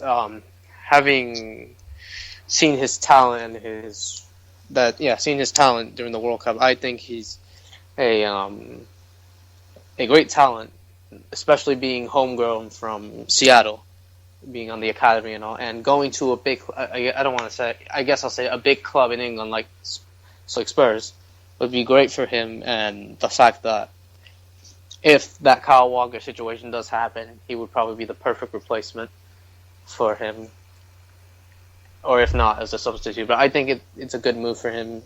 Amazing talent, and we've seen it in the World Cup how well he did against Portugal and against Belgium. But honestly, it's a good move, and I completely agree with it 100%. Mm-hmm. So that's going to do it for our transfer. Like I said, we're going to keep the transfer stuff short and sweet this week because of all the talk we're going to do about the Qatari World Cup. Before we move on to the Copa Libertadores, that first match, Ben, you'd put in Howard Webb. Let's talk about that. As you know, and I want to preface this with saying we're seeing this over the past week or so, an absolute slew of people retiring from international duty. The one that was probably the funniest was Samir Nasri, retired from the French national team today. Many people tweeted, "How do you retire from something you don't do?" Which is kind of cruel, but Howard Webb, certainly a very well recognized official in world football. Officiated at the World Cup. Officiated, I want to say, is officiated a final, but I'm not positive. Yeah, World Cup final. Yeah, and I don't think he didn't do this year's. I think he did 2010. 2010, yeah, he did 2010. So, Ben, your thoughts? Obviously, you get a much closer look at Howard Webb than we do over here in the States, Ben. So, tell me your thoughts on Howard Webb. I don't think Howard Webb. I know he got a lot of abuse. He was apparently anyone that was not on the Man United bandwagon. Saying that he was Alex Ferguson's referee, etc., etc. But I think he was one of the best referees we've had. And yeah, you see these refs, they seem to retire and then they just go straight into the National Refereeing Association, and basically it all gets sent upstairs to them afterwards. So they're never really, retired. But yeah, he's a good referee, and I'm sure he'll be missed in the Premier League because. You seem to see in, week out, there's still so many mistakes being made in every league, but especially in the Premier League for my liking. I mean, so, if you're taking an experienced referee out of the game, which is most likely going to be replaced by an up-and-coming referee that may succumb to the pressure of the Premier League, because, most people wouldn't want to referee in a league, with this much pressure. I mean, the fans are on their back. It's in the limelight all of the time. The games are just, million pound games all of the time. Like I said, it's in the spotlight all over the world. Like I said, we've got American and Canadians and, and Southern Americans that follow this league all the time. So there's so much pressure. They probably don't get paid enough for what they do, in my opinion. So, if you're losing one and getting replaced by someone else, it's always a bit sad to see. But then, he did well, and I hope he does. I hope he does well behind the scenes, and maybe when he's behind the scenes helping the younger guys, it'll work out good for everyone, and maybe it'll even improve us going forward. And for everyone else that thinks he was the Man United piece to give him extra bits of injury time, etc., etc. Hopefully they're happy as well. So hopefully we all win from the retirement. Yeah, he's certainly retiring from being on the pitch, but certainly going to have his hand in the future of officiating off the pitch for sure. So, But from what I've seen, I and this is why I went to you, because I know you would have a better finger on the pulse of the opinion of Howard Webb. I've always seen him as a solid referee. I mean, officials miss things. We see it all the time, and he certainly was not immune to that, and I would never expect him to be immune to that. But when you're given the honor of refereeing the premier match that only comes once every 4 years, you must have been doing something right in your career, and that's how I'm going to look at it. As he was someone, that certainly got more of them right than wrong. Okay, and well, this is it. If you're replacing someone of that much experience with someone that is coming in to a stage that is that big, do you really expect them to make less mistakes than what Howard Webb would? No. So it's just opinion of when you make mistakes in this league, they're amplified. Right. So, Rob, do you have any thoughts on Howard Webb from what you've seen of him? No, going back to what Ben says, I did get the privilege to see him in the World Cup final. That does happen every 4 years. I think that he was one of the best referees in the Premier League, and he surely will be missed. Right. Despite the bias you can get from Manchester United fans. And I was going to say he'll be missed by Man United fans. Oh yeah. So let's jump over the pond and over to the Copa Libertadores. Rob, I got to see most of this match, and you and I were going back and forth on chat. And Ben, you even got to see some of the chat. I know you didn't get a chance to see the game, but saw the highlights. Man, what an exciting match! Why don't you take us into the recap of the match itself, Rob? As the final was a first-time appearance for San Lorenzo of Argentina, the Pope's club, and Nacional Paraguay, who are the first Paraguayan club to have made it to the final instead of Olimpia, who have won it 3 times. The game was predominantly all San Lorenzo. They were just going at Nacional, and in the 64th minute, a cross was coming from Leandro Romagnoli, and Mauro Mato scored, which, in a way, I thought that this match would be over, but then the old saying goes, it isn't over till it's over, and that's what happened. With 20 seconds left in the 92nd minute, Julio Santa Cruz tied it up, and we will see definitely no advantage for neither skies, as there is no away goals rule, and hopefully the match in Buenos Aires on Wednesday is surely going to be a dramatic one. Yeah. And this is a match that, looking at the statistics, I thought the match played a little more even than this, but certainly was dominated by San Lorenzo. San Lorenzo dominated the time of possession 63-37, and dominated shots on goal 12-6. Shots on goal was 5-1 in favor of San Lorenzo. So I think I predicted like a 4-1 aggregate. So I'm really going to need Nacional to step it up here and prove me right. But Ben, I know you got a chance to see the highlights. Your thoughts on the overall play of the Libertadores match? Yeah, regurgitating pretty much what's been said. Really, I think it's all San Lorenzo, but then I think this is it's what we expected. I think I went for 3-1 San Lorenzo on aggregate, so I guess I'm still on course to be right. But I mean, fair play to Nacional. Like from what I could see from the highlights and the bit of research I did on the statistics as well.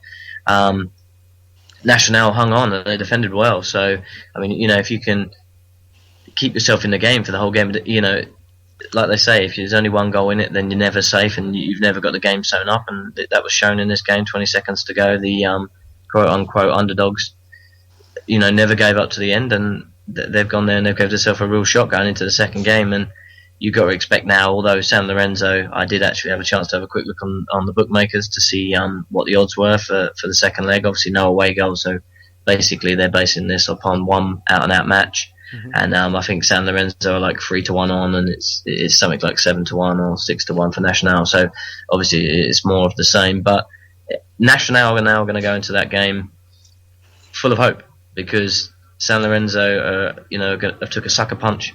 And Nacional have had their heads lifted, and that's it's dangerous when these clubs have got nothing to lose like Nacional, and they're going there Boyd and San Lorenzo going there with all the pressure, and suddenly they're thinking, wait, we only broke them down once and they never gave up. They're going to start to worry a little bit now. So it should be a good game, and I think you'll see it close all the same. And if Nacional can keep it close for most of the game, then they're always going to have a shot. Yeah.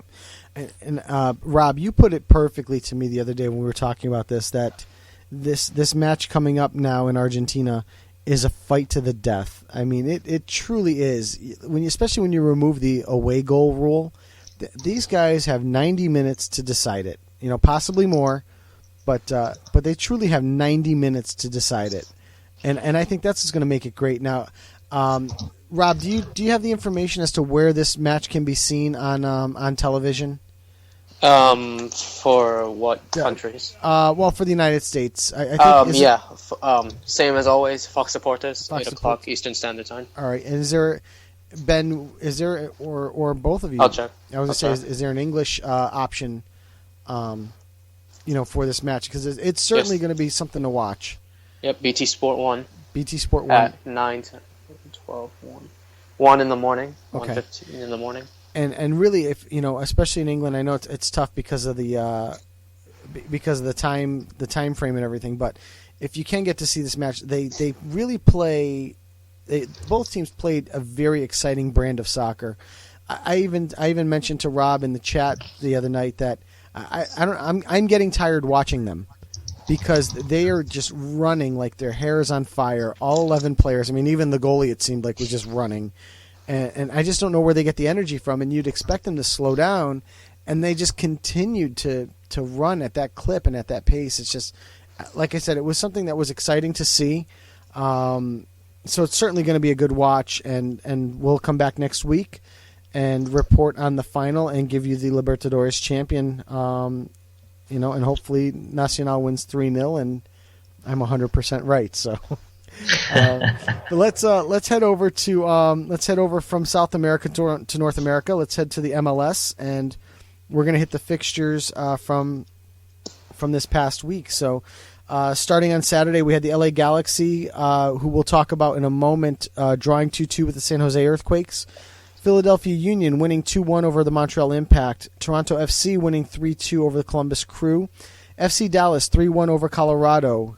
Real Salt Lake 3-0 over DC United. Portland Timbers 2-0 over Chivas. And in last night's matches, Chicago Fire 1-0 over the Red Bull. Vancouver Whitecaps 2-0 over Sporting KC. And Seattle Sounders 2-0 over Houston Dynamo. Looking at the tables quickly, taking you from the top to the bottom of the Eastern Conference, Sporting KC leading the way on 39 points. DC United in second place on 37 points. Toronto FC has really made a little bit of a charge towards the top. They're on 32 points, and they have 2 games at hand on KC. The Red Bull, 28 points. Philadelphia Union in that final playoff spot, 27 points. Columbus Crew also at 27 points. New England Revolution, back to their losing ways. They're currently on 26 points. They had broken an 8-game losing streak last week with a victory over the Colorado Rapids 3-0, and then turned around and lost to New York Red Bull midweek. So Chicago Fire on 25 points, Houston Dynamo on 22, and the Montreal Impact in 10th place on 14 points after 22 matches, losers of at least 6 straight that I can see. In the Western Conference, Seattle Sounders leading the way, 41 points. Real Salt Lake on 39 points. FC Dallas on 36, LA Galaxy on 34 points. The Vancouver Whitecaps in that last playoff spot on 32 points. Colorado Rapids and Portland Timbers both on 30 points. Colorado's lost 3 straight. San Jose Earthquakes on 24 points. And at the bottom of the table, Chivas USA, losers of 4 straight on 23 points. Before I hit the other stories that I want to talk about, I just briefly want to mention the singer Rihanna, singer and actress actually, who is rumored actually to be buying Chivas USA, as well as being rumored to possibly buy shares of Liverpool. So, Rihanna was prominent at the World Cup, especially towards the semifinals and finals. Really has caught the football fever, and apparently wants to throw her money around to get back into a an ownership of some sort. You guys, your thoughts on that? Also, on Rihanna. Sorry, did you say she? Can you repeat that last bit again? So it cracked up. That he actually that the Rihanna is interested in purchasing Chivas USA, and is also interested in buying shares of Liverpool. That's interesting. I didn't even realise that Rihanna was a football fan. So it's quite interesting for me. But I mean, anything that brings media attention to the sport for me is a good thing, regardless of where the money comes from. And if it comes from a pop star, then maybe fans of Rihanna that weren't fans of football before, you never know. They might cross over, and you might see a few more football fans, a bit more money in the industry, and a bit more media attention where it wasn't before. So I'm all for it personally. Yeah, Rob, your thoughts on a starlet like this getting into world football? I think this would be good. What's funny about that also, that I've been also hearing rumors that Vince McMahon, the WWE chairman, was rumored to get Newcastle United a few months ago or something, and it didn't happen from what I've heard. I've heard nothing back, but I think it's good for the club and good for herself, and hopefully she wants to use her fame to bring, the club as a bigger status than it already has in England and all around the world. Okay. Maybe reach out in America. I agree with you. I think it would be great for it as well. I think it would be something to see, and she would certainly bring first of all, money into the MLS side. That Chivas side has been struggling for years because of the poor ownership from the same people that own Chivas in Mexico. Really the Chivas club in LA was kind of like the bastard stepchild who they never really paid attention to. So, MLS had to step in and take ownership of the club, and then went in and looking to sell it again. So I think that's going to be great for them to get some stable ownership there.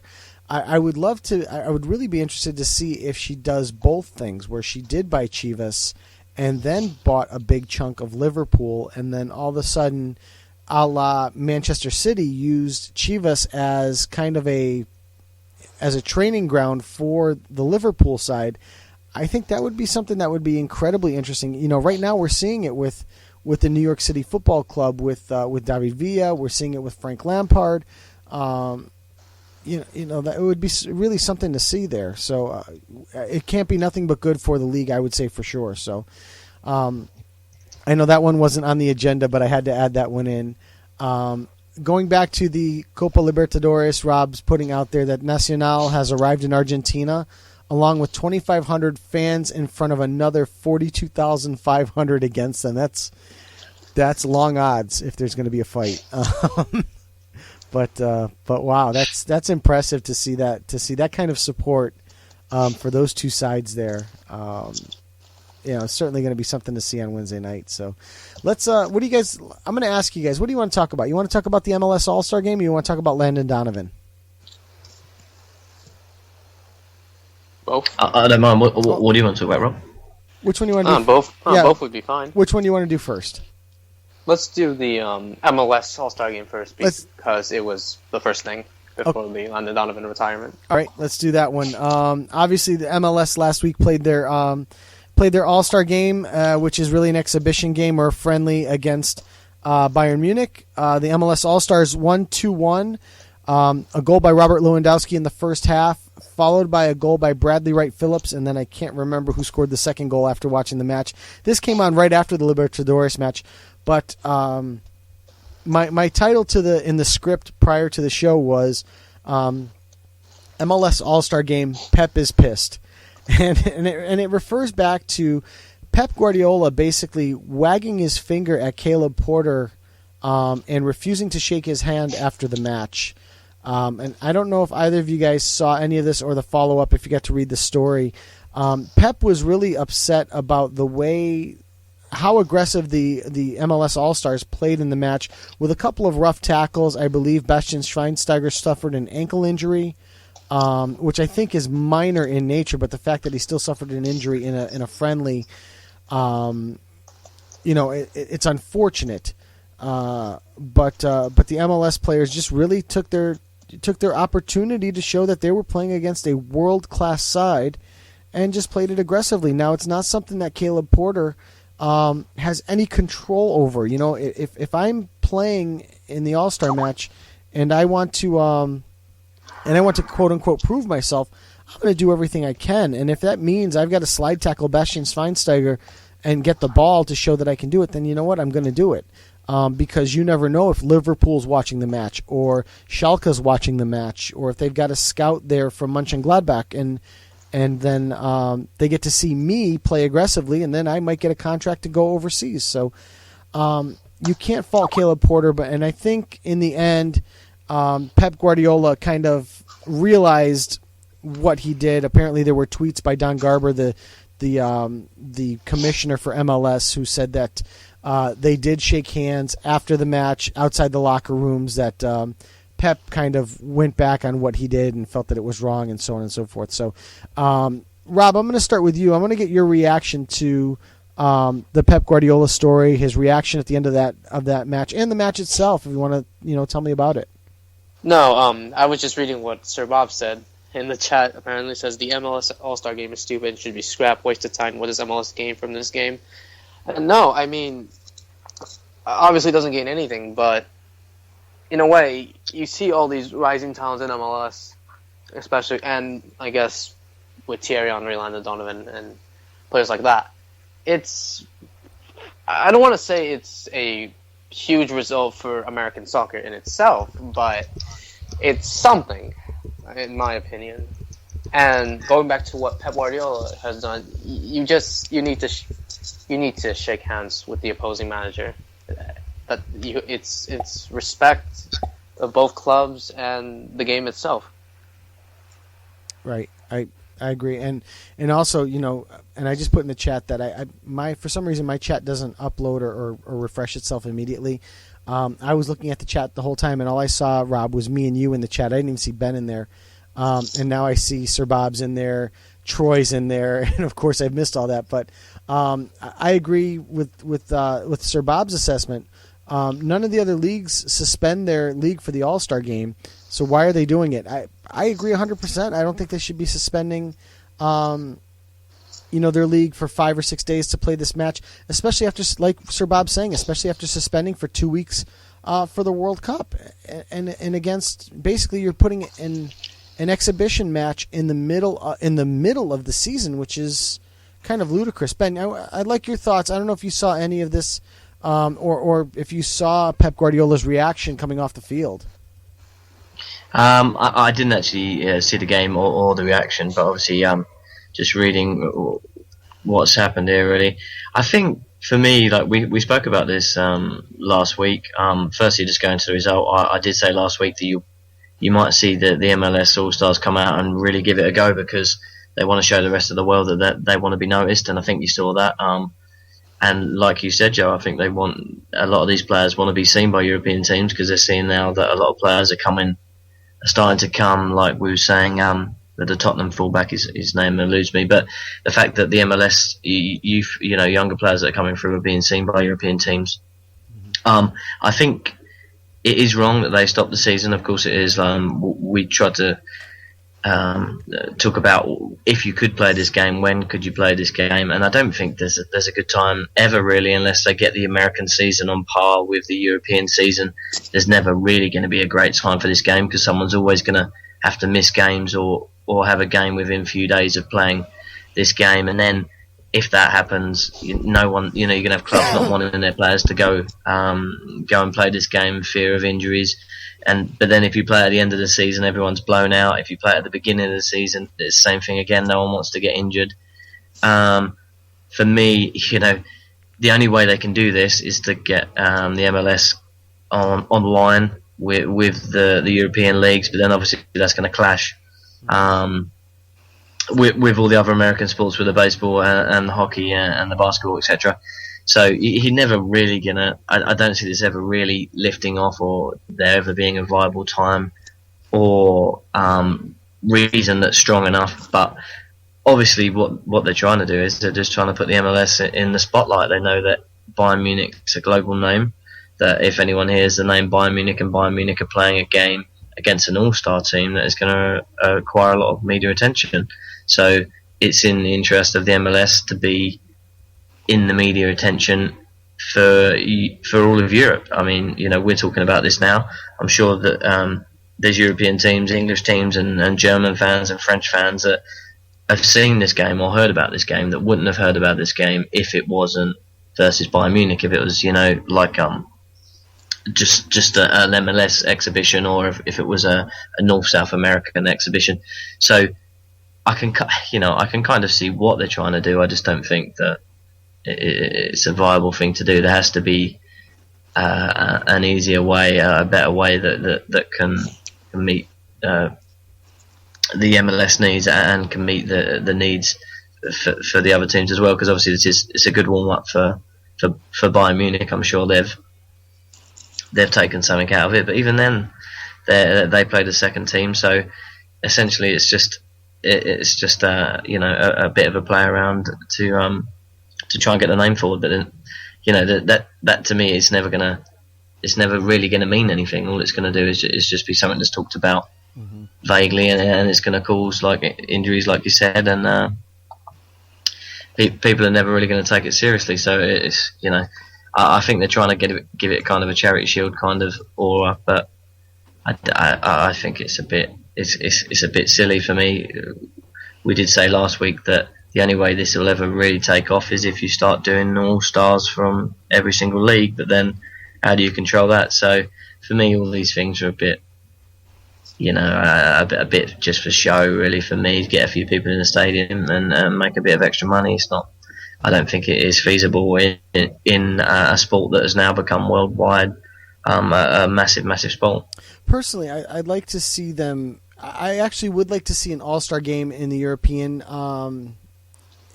settings. But what I would actually like to see is I'd like to see a competition against each other in Europe. So for example, you come to the end of the season, we've got our champions. Maybe 2 or 3 weeks after the end of the season, you've got a Bundesliga all-star team that plays a round-robin tournament with with all the other leagues. So, for example, you have a Russian all-star team, you have a German all-star team, you have an Italian all-star team, and not necessarily an all-star team of Italians, an all-star team of players that play in the league. So a guy like Juan Cuadrado would play for the Serie A team, and a guy like Diego Costa would play for England. That's the kind of stuff that I would like to see, and see that team play against the other leagues. Maybe even bring in MLS, bring in the Mexican League, bring in the Brazilian League. Maybe do it like a world type thing. Run it the year after the World Cup. Do something like that. I would love to see something like that, but I know that is far-fetched, and I know that they have all-star games in European settings. It's called the Champions League.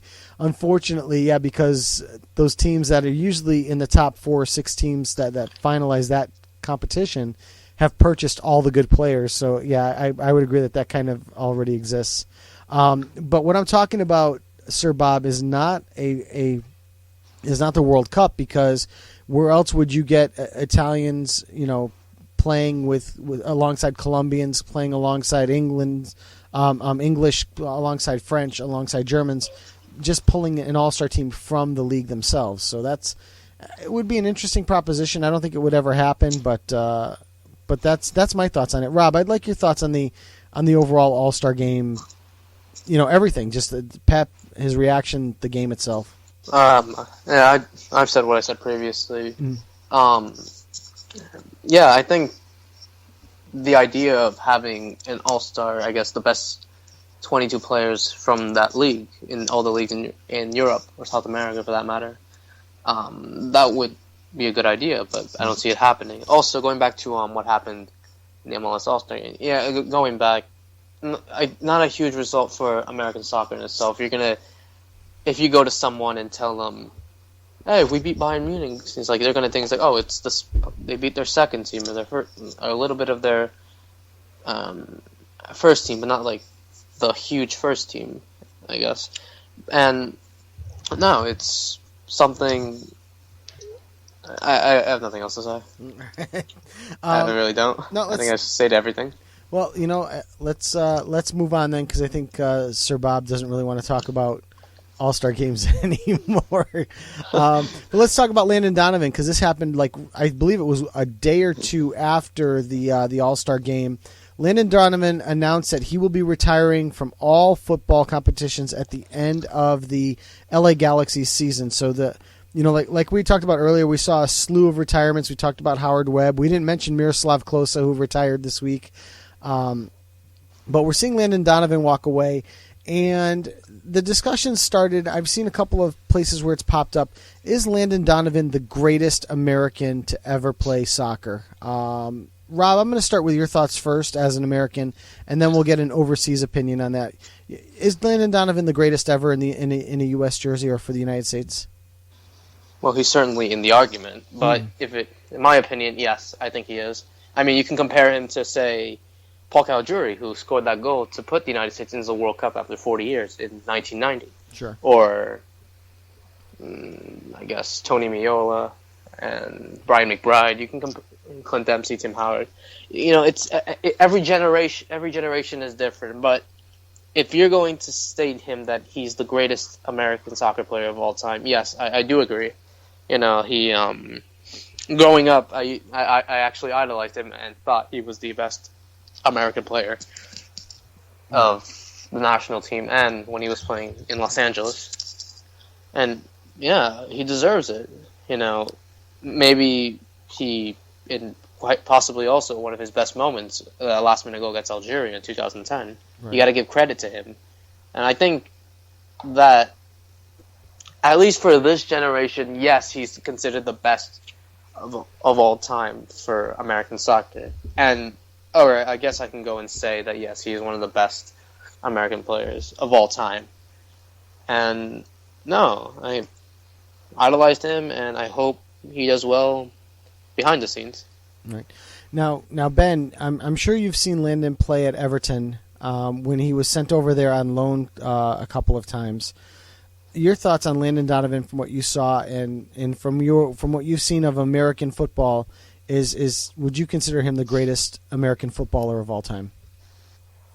I mean, I saw him obviously play a bit at Everton in the Premier League.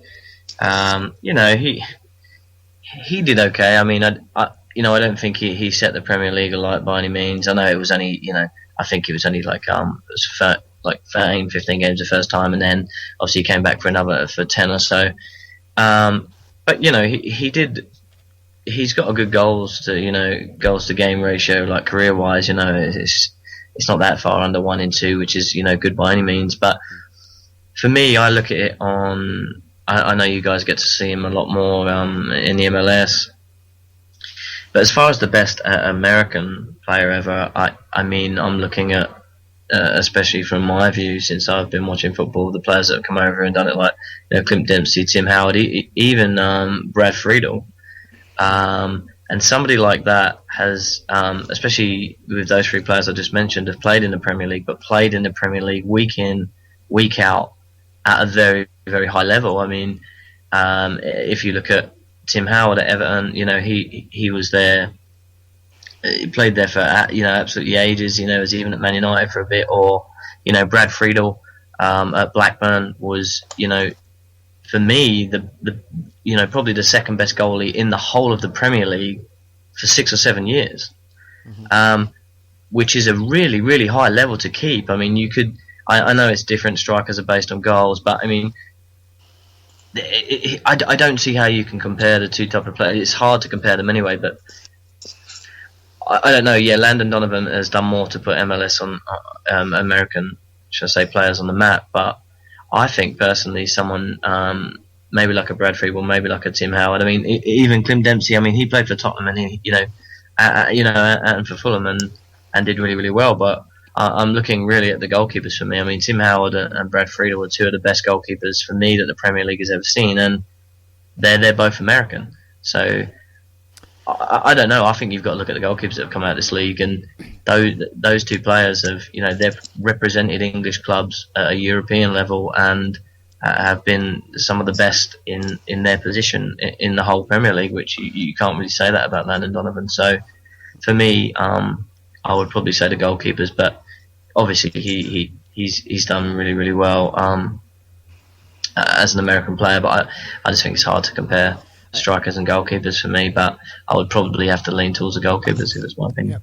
Yeah. I'd find it hard to compare the two just because of what they have to do in their run of play.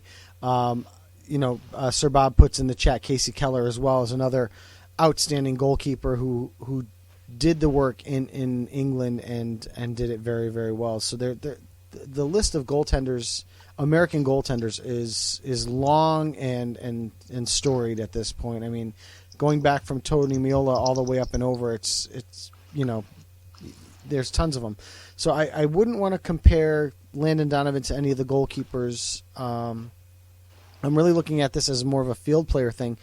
To me, first off, I want to say yes. I do think that Landon Donovan, as we stand here today, August 11th of 2014, Landon Donovan is the greatest American footballer ever right now. I would like to give honorable mention to two players that I saw play, and they're going to be Tab Ramos and Claudio Reyna. For me, Ramos was that first otherworld talent that you saw make their way onto the U.S. men's national team. Was his quality as good as Donovan's or even Reyna's? No. Those guys were better players than him overall in general.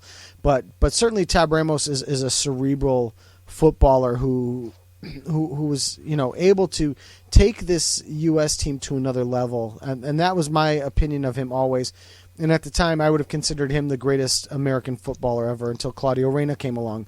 Now, Claudio Reyna had it in his body. My father, when we talk about it, some footballers are just born with it, and Claudio Reyna was born with it, and his skill was beyond. I believe Claudio did do some time in Europe. But as a commanding midfielder, he almost, to me, is, and I'm not comparing him saying he's as good, but I think I think of Andrea Pirlo today when I think of Claudio Reyna, sort of that master technician, even like a Zidane, okay, where just knows the game, knows the vision, knows what to do with the ball. That's the kind of player Claudio Reyna was to me. Now, where Landon Donovan takes it to another level is Landon Donovan played with a ferocity that those other there was a heart and a soul and a passion to his play that you didn't see, and that's where I think Landon Donovan separates himself from Claudio Reyna and from Tab Ramos. Moving forward now, I get the Brian McBride mentions. He was I think Brian McBride. I think at the time when he played, you never really thought of him as one of these incredible strikers. When his career was over and you looked back on his career, you thought to yourself, "Wow, that guy actually was really, really good." So that's what I think of McBride. Winalda kind of in that same cut. I like McBride better. But certainly, yeah, I would have to say that I'd consider him the greatest American footballer as well. So let's move on from Landon Donovan. It seems like we've actually talked a lot or actually the past few months. So, let's move on to Sepp Blatter. I see he's in our chat this evening, guys. And we're going to get into Sepp Blatter a lot here coming up. But the one thing I wanted to mention before we head over to the Qatar situation is Sepp Blatter coming out and saying that MLS is going to adopt the FIFA calendar. Now, this is something that I think as football fans we kind of all want. Okay, the only good thing about the MLS playing on a different schedule is that it gives us something to talk about in July when there's no World Cup. Otherwise, we probably shut the show down for about 3 or 4 weeks and go on vacation to some beach somewhere. But the problem is that the MLS, to shift their calendar to the FIFA calendar, which would be starting in September and playing until about the middle of May, there's a couple of problems with it. One is the weather problem. I think here in the United States we probably have a lot more cold weather cities playing than we do in some of the other leagues. I see SirBob mentioning the Russian situation. Yeah, and Russia tends to curtail their schedule for the weather.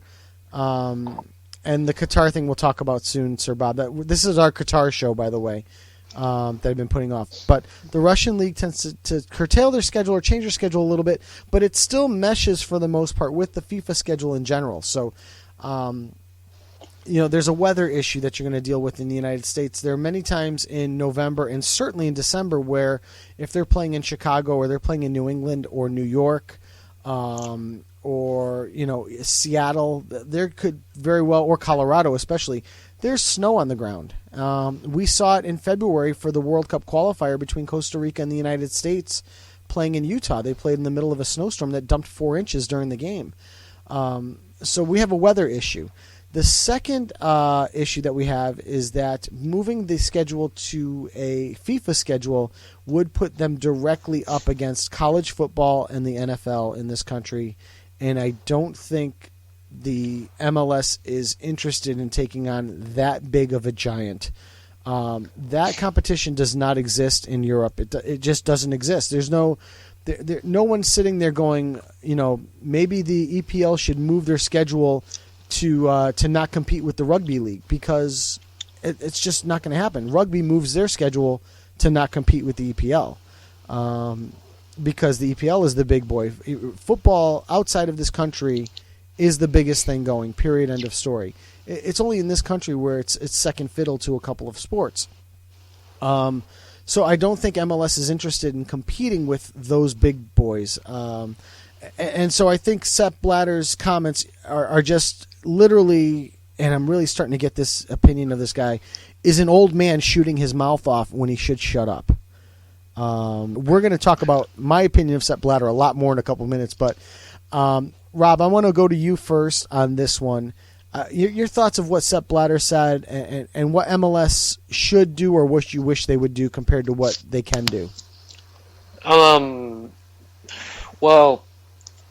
when you look at different leagues, I guess around North America and South America, they don't do the typical September to May schedule. Some of them even have season start in May and end in December, or some have 2 separate leagues all in 1 year. It's different, but I think MLS should keep the way it's at currently, considering the fact that also you would have to see that it's the same type of schedules that you see in Brazil, Argentina, Mexico, North and South America. Right, because they're more along the lines of Liga MX right now, playing their schedule. So I think you're right. How about the thought of them having to compete against the NFL and college football with a FIFA schedule? You also have time difference as well, depending on, I guess it would bring more ratings, but I really don't see it happening, to be honest. I agree. Rob, your thoughts of what Sepp Blatter said. Really, I mean, I know Ben, for where you are, I'm sorry, I said Rob. Ben, for where you are, you don't see the NFL issue as much as Rob and I do over here in the States. So really, Ben, for you, I'd like your thoughts on Sepp Blatter opening his mouth when he normally shouldn't. I agree with you, really. I think Sepp Blatter just talks and hopes that what he says, some of it will stick, really. I don't think he's a bit of a running joke. I don't think really anyone takes him as seriously as his position should be taken, because most of what he says is, pardon my French, but most of it's crap. For me, he's a bit of a joker. I mean, I agree with everything you're saying, really. I mean, you've got the weather problems. I mean, how are you going to do that? Maybe, I don't know. You stick roofs on stadium. I mean, how much money would you have to spend to keep them heated? I mean, it seems a bit, not feasible to do that. And then obviously, the competition with, like 3 massive established sports. I mean, and then and the other things that goes on in America. I mean, like what Joe said, really. I mean, in England, there's not very many sports to follow. I mean, you can, but you have to really go out of your way to follow them. Football makes up probably 90% of the sports viewing in England, and then the rest of them share the 10%. Whereas, so to try and push that into established markets is going to be hard. It's going to be really, really hard. And obviously, the only people that want to follow that, well, not the only people, but most of the people that want to follow the MLS are going to be Americans. So what you're asking them to choose between their basketball and their NFL team and and their NHL team and compete with that, I mean, that's unfair. I mean, obviously there would come some kind of scheduling appointments where you would have your football team, or say your American football team and your soccer team playing at the same time. You can't ask fans to do that, so you'd see attendances be lower than what they should be. The only pro I can see of it is the fact that at some point the MLS is going to get strong enough that it's going to want to compete, and the only way that I can really see that happening is if maybe not completely adjust the schedules, but adjust them just enough so there's enough of an overlap that they can do that. But I don't really see it happening. But I do think if they want to make it a World Champions League, something's going to have to change. But then they should be talking about this.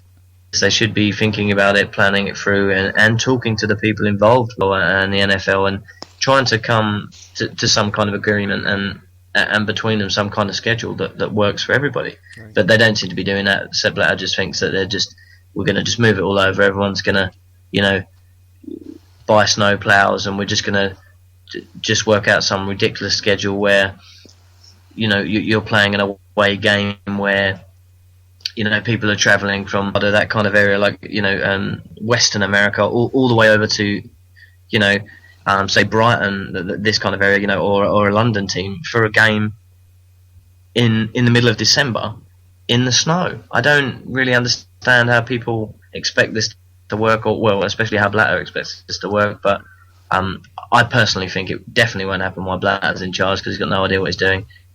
But we will. I fully expect to see some changes, not as drastic changes as this, but I think things will get implemented slowly. And also, while this is happening and the changes are coming in slowly, MLS will keep its name will slowly build, because 10 years ago or 5 years ago, say, which is a better estimate, 5 years ago, no one had even really heard of the MLS. It was kind of Beckham going to LA Galaxy that kind of opened people's eyes. And I think you'll see more and more of this. Obviously Lampard now, and Defoe and the players that have gone abroad.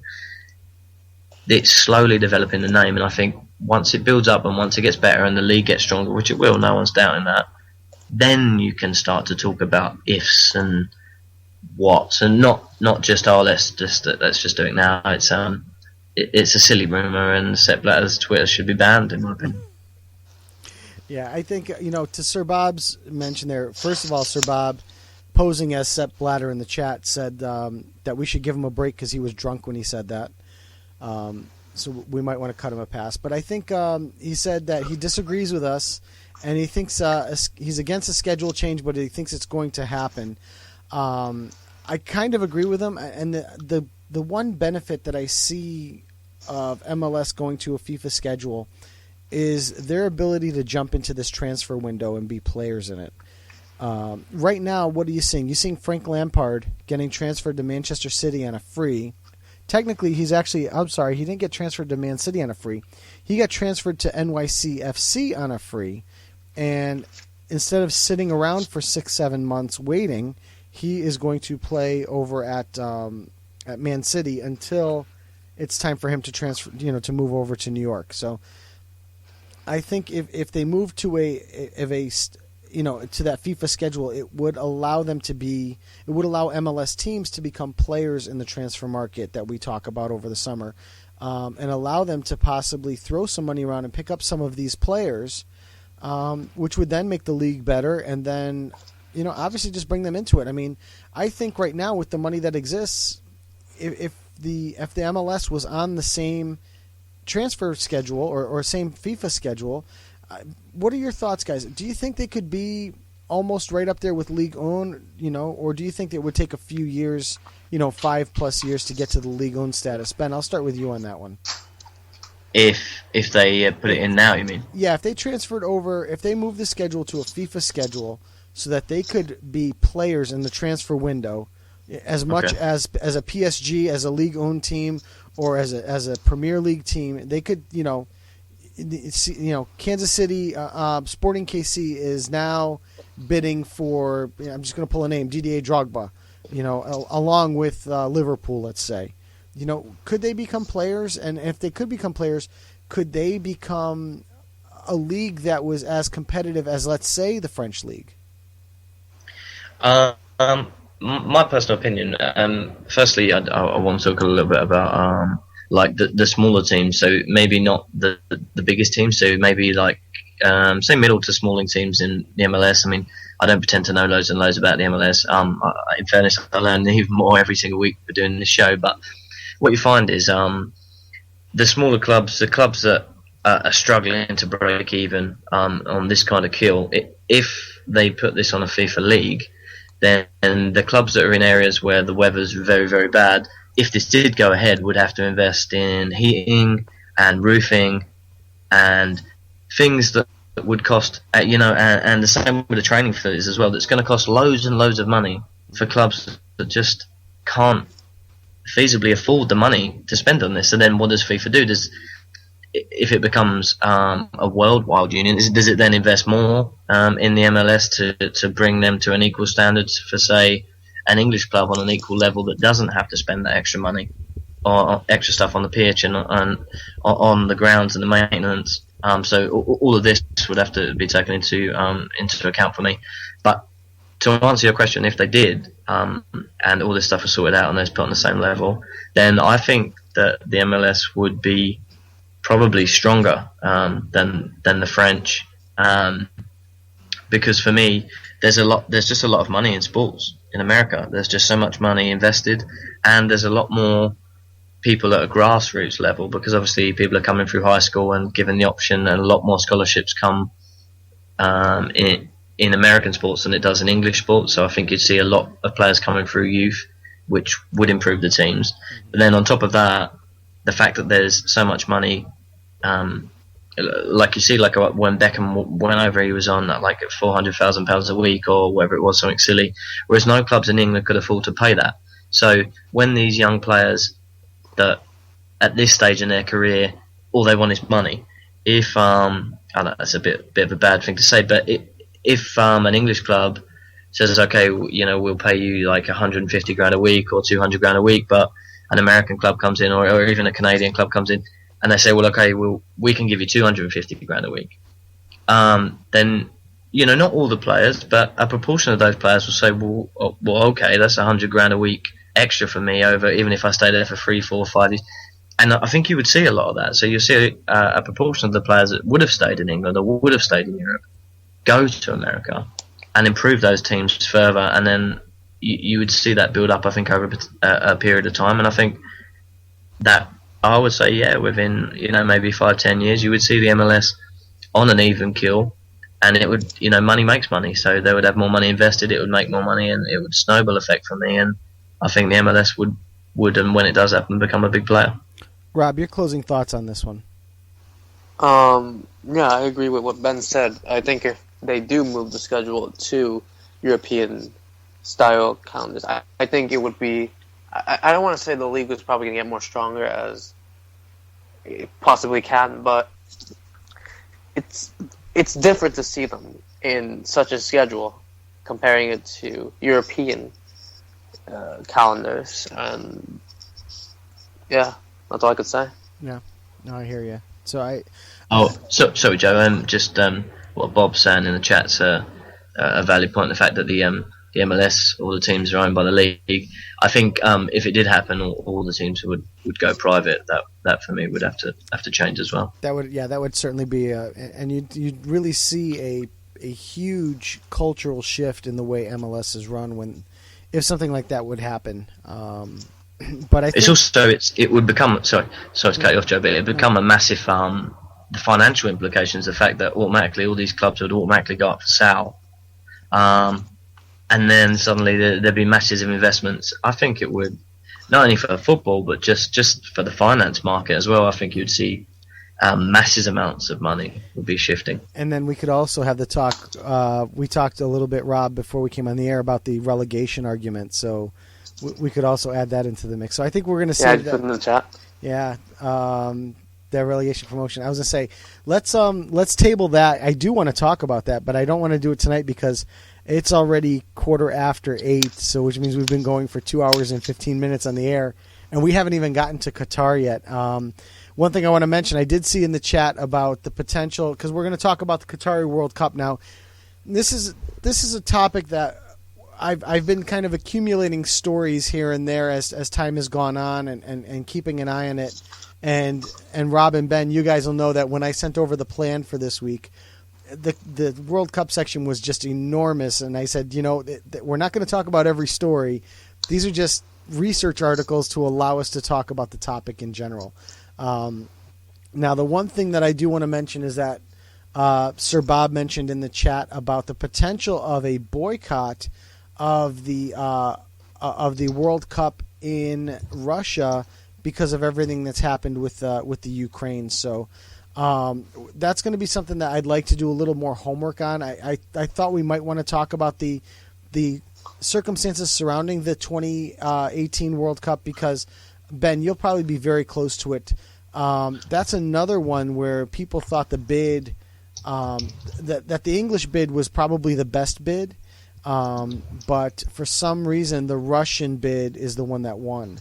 I think the decision was a little closer in general, and I have an article that I want to put in. I'll put it in the chat both here and in the Skype. These are the actual reports from FIFA on the bids that were presented. So you guys can click on that and take a look at these reports yourself. But it's interesting. The reason I wanted to call this up is because I saw this report a while back. It talks about the host cities in each country that was bidding on the World Cup, the population of each city and everything. But there's a section in this report that I wanted to talk about quickly, and I'm going to start out the Qatari World Cup discussion with this. And that discussion, that World Cup discussion is, I just want to make sure, Ben and Rob, I still have you, right? Yep. Yeah. Okay, good, because I thought I'd heard something beep in my ear that I couldn't, I wasn't sure what that was. From. I thought you was just playing with some music again, Joe. Oh, all right. No, not this one. Yeah, right. It was probably me. But the one thing I wanted to bring up on this one, and it's going to kind of be where we're going to start talking about this, is the overall operational risk for the Qatari World Cup versus the other bids. This is the operational risk that they had considered, and a couple of other factors. They considered Qatar a high risk for overall operation, and that's going to include things like security and transportation and facilities and that sort of thing. They're considered a high risk in this regard for FIFA. They were the only team in the bids for the 2018 and 2022 World Cup. They were the only country or only bid that was seen as a high risk. And what's sad is that Russia in the 2018 bid was seen as a medium risk. After that, all the other countries that were involved in the bid for the 2018 and 2022 World Cups were all seen as low risks in this regard. Australia, England, Holland and Belgium, Japan, Korea, Spain and Portugal, and the United States. And we're going to talk about that, SirBob, the Qatari the move of the World Cup to North America. We're going to talk about that in this segment. The first thing I want to talk about as I pull my notes out to discuss this leads back a little bit to our MLS discussion, is the winter, having the World Cup in the winter. That was the first argument, was that the idea of moving the World Cup to the winter because of the extreme heat that you would experience in Qatar. Temperatures in Qatar are upwards of 110, 120 degrees Fahrenheit. I believe that's about 46 to 48 degrees Celsius, Ben. You'd have a better grip on the Celsius reading on that than me. But that excessive heat. We saw what the heat did to players in the World Cup this year in Brazil, especially when they had to play Manaus and dealing with the heat and the humidity. Now, understandably, there's no humidity in Qatar, but 120 degrees, I mean, have any of you ever played in a dry oven? Because that's probably what it's going to feel like. So Sepp Blatter and FIFA's solution to this problem, first of all, is we should just move it to the winter.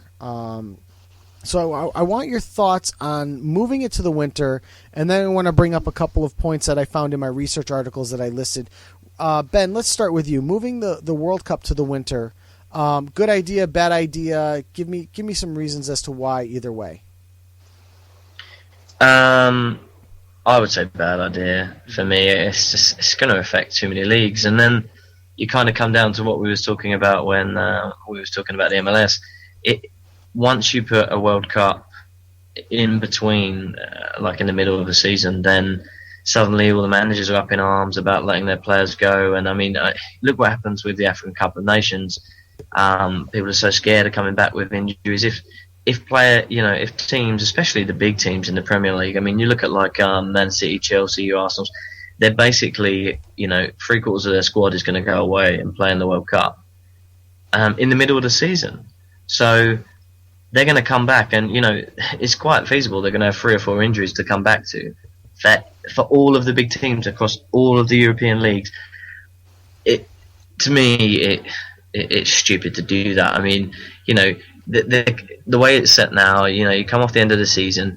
If you do succumb to injury, then you've got a respite. You've got a chance for players to rest up because they've been playing longer than the season anyway for the nation. But then if there is any injuries, for them to have a chance to rest their injuries, to be under no pressure to come back straight away, and to be able to train and come back into the game, and ease back into it and not risk injuries in future. If you do this in the winter break, you can't have the World Cup and then have a month break and then go back to the season, because suddenly in a World Cup year it's going to be like a 12-month season because of the seasons the World Cup in the middle of it. So for me, it's stupid. It will crush, and you're going to have managers saying to players, either don't go, or like we've had this in the African Cup of Nations where they've had quote unquote injuries that people were a bit wondering whether they were actually injuries or they're saying to try and get out of it. I just think you would see a bit of that, especially with the star players for teams that were running for a lot of trophies. I mean, if you look at teams like, say, Man City, for instance, if they're competing for all cups going into the World Cup, and then their players go away, even if they all come back fit, how much is this going to take out of players that are playing in 5 or 6 different cups, or so are going for the quadruple or what have you? So then they're going for the quadruple, and then they're going for the World Cup as well, and then coming back to 4 cups. To me, it's ridiculous. It will take the quality of play towards the end of the season down to a stupor for me. People will be dropping off, and you'll see squads having to build, be bigger than 22, maybe going into the 30s just to contend with it, without all the other question marks over whether they'd play to the highest standards or whether they'd even let them go. So that for me is definitely against it. As far as the pros go, just don't choose Qatar. I don't understand why you would do this. I mean, like you were saying, you're talking about how hot it is, 110 degrees to play in this weather. It's stupid that those kind of heats are dangerous for the people watching, no matter for the people playing. Terrible idea, if you ask me. Absolutely terrible. I wouldn't do it in the winter, but I wouldn't have chose Qatar in the first place. So it baffles me completely. Rob, your thoughts on moving it to the winter? Ridiculous. I could say that. Ridiculous. It's bad enough. I guess I can mention one thing. In South America, they actually had to stop their leagues, and since they have the Libertadores and that's still playing, they had to stop it every 4 years when there is a World Cup, and many players do play for their national team on clubs from that continent. Mm-hmm. So I guess it gets worse because injuries could happen. You're probably one of those good players that are on the national team but are still playing domestically in your country instead of going abroad. Going back to, I guess, going back to what happens in Europe, having a World Cup in winter it's unheard of. It also ruins tradition. Mm-hmm. Everyone waits for that World Cup. Doesn't matter if it's summer in the northern hemisphere or winter in the southern hemisphere. It's a tradition to see it from June to July, and having to stop it in the winter, having to stop most leagues in the winter in Europe, especially at a really really important time in the summer. Midway through the season, you got the Champions League, domestic cups, and league cups, etc. You're going to see, I guess, players getting injured, especially in those conditions, if it does happen, which makes it even worse for them. Mm-hmm. And going back to what Ben said, in general, ever since Qatar was awarded the World Cup 4 years ago, it was a stupid decision. And I hope, especially as an American and being biased over here, that it gets moved to the United States, because I think it's a good location for the World Cup. Or I guess, okay, I don't want to say America, but any other country than Qatar. Just plain and simple. Any other country. Well, there's one thing. There was an article back from September of 2013 that brought up the possibility of Fox, the television network, blocking a move to the winter for the World Cup.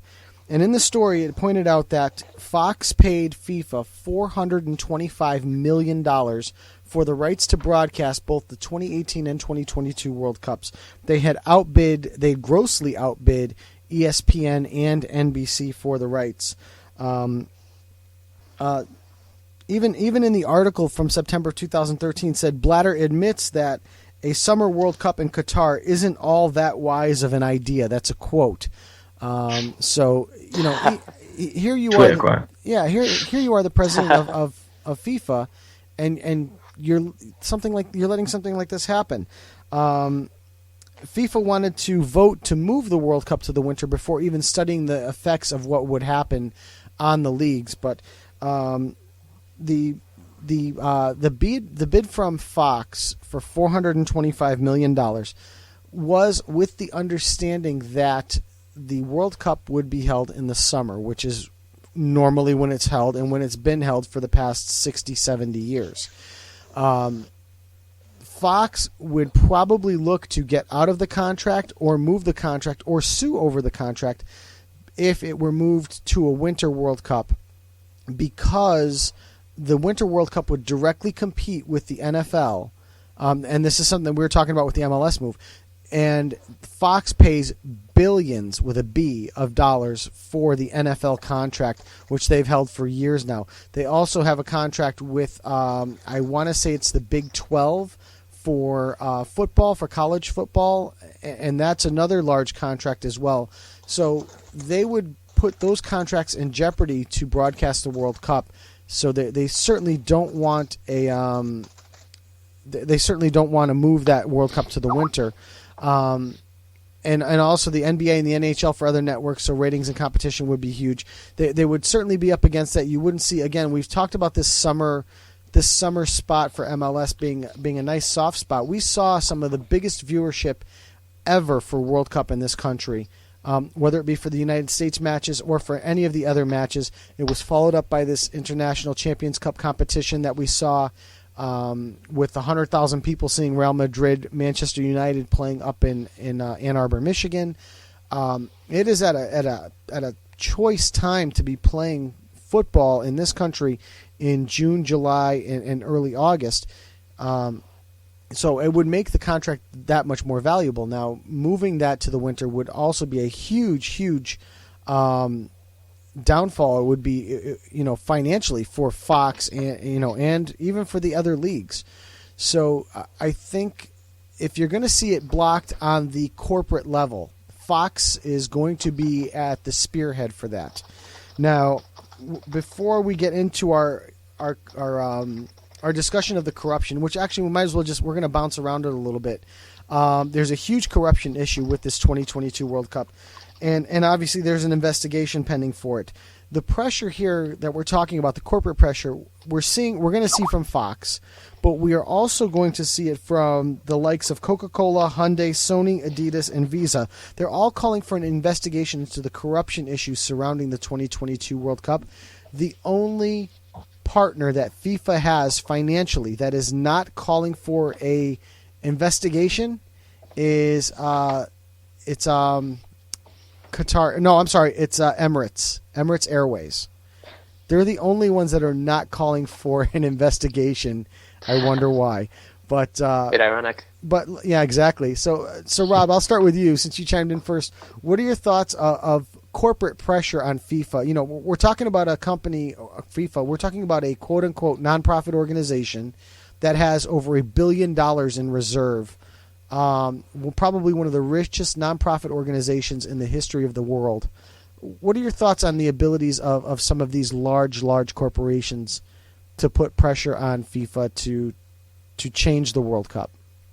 They easily have, well, I guess all those big companies you mentioned, Adidas, Coca-Cola, Sony, Visa, etc., they have a huge say in terms of this World Cup. If it wasn't for them, I guess the World Cup wouldn't have as much publicity as it has all around the world.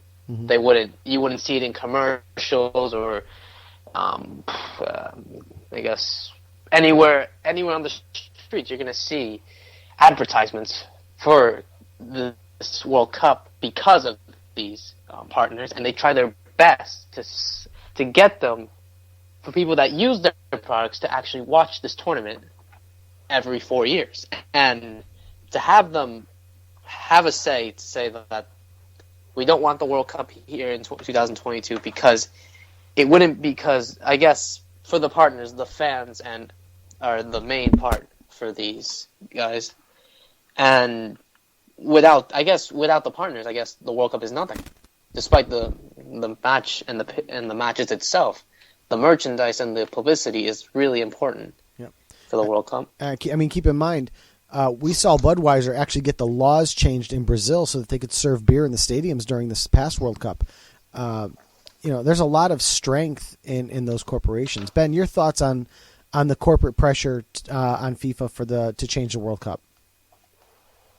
Yeah, I mean, I think their say is huge. I mean, you can't run a World Cup without sponsors, and you see it all the time. I mean, you can't watch a football game, no matter a World Cup football game, without advertisements from the boards, from the adverts in between, from the players to the training kits, to the boards, to anything, to just pick up parts of the crowd. I think they've got so much say because without them, there is no World Cup. So essentially, they have them over a barrel anyway.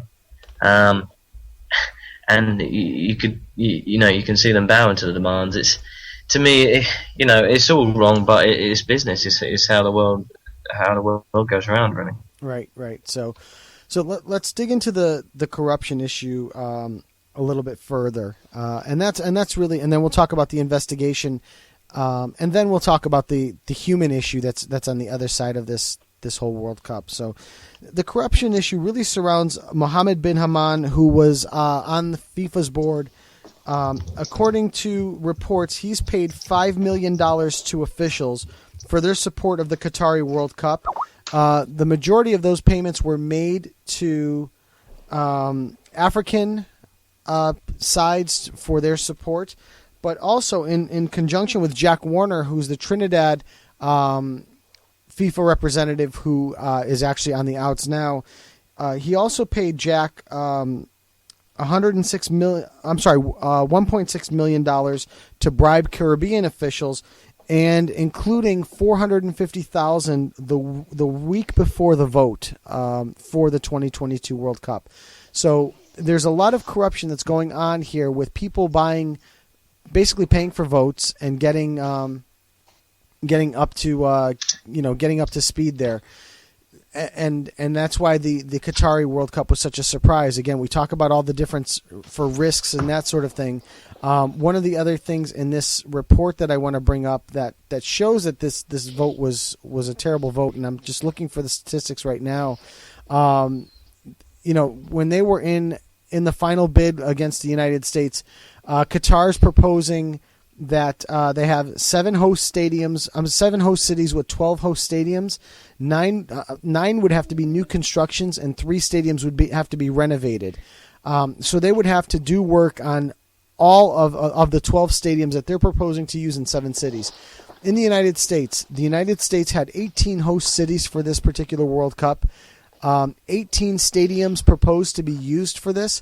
There were 0 that had to be renovated and 0 that had to be built, meaning that if FIFA landed their planes here tomorrow and said, we're going to hold the World Cup right here, they're already ready for it. There is nothing that needs to be done to facilities to bring them up to FIFA's snuff to play this, which should have raised a huge red flag when you're looking at a multi-million-dollar bid. Really, actually, in the billions.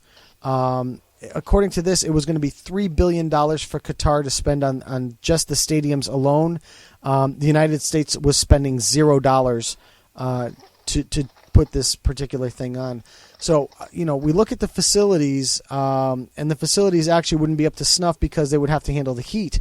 But also talking about the corruption in general, Ben, I'm going to start with you because I want to talk about the stadiums real quick, and then I also want to go over to the corruption speculation that's going on. I have to call it speculation because the report's not in yet. So let's start with the facilities, and then let's start with the speculation, Ben.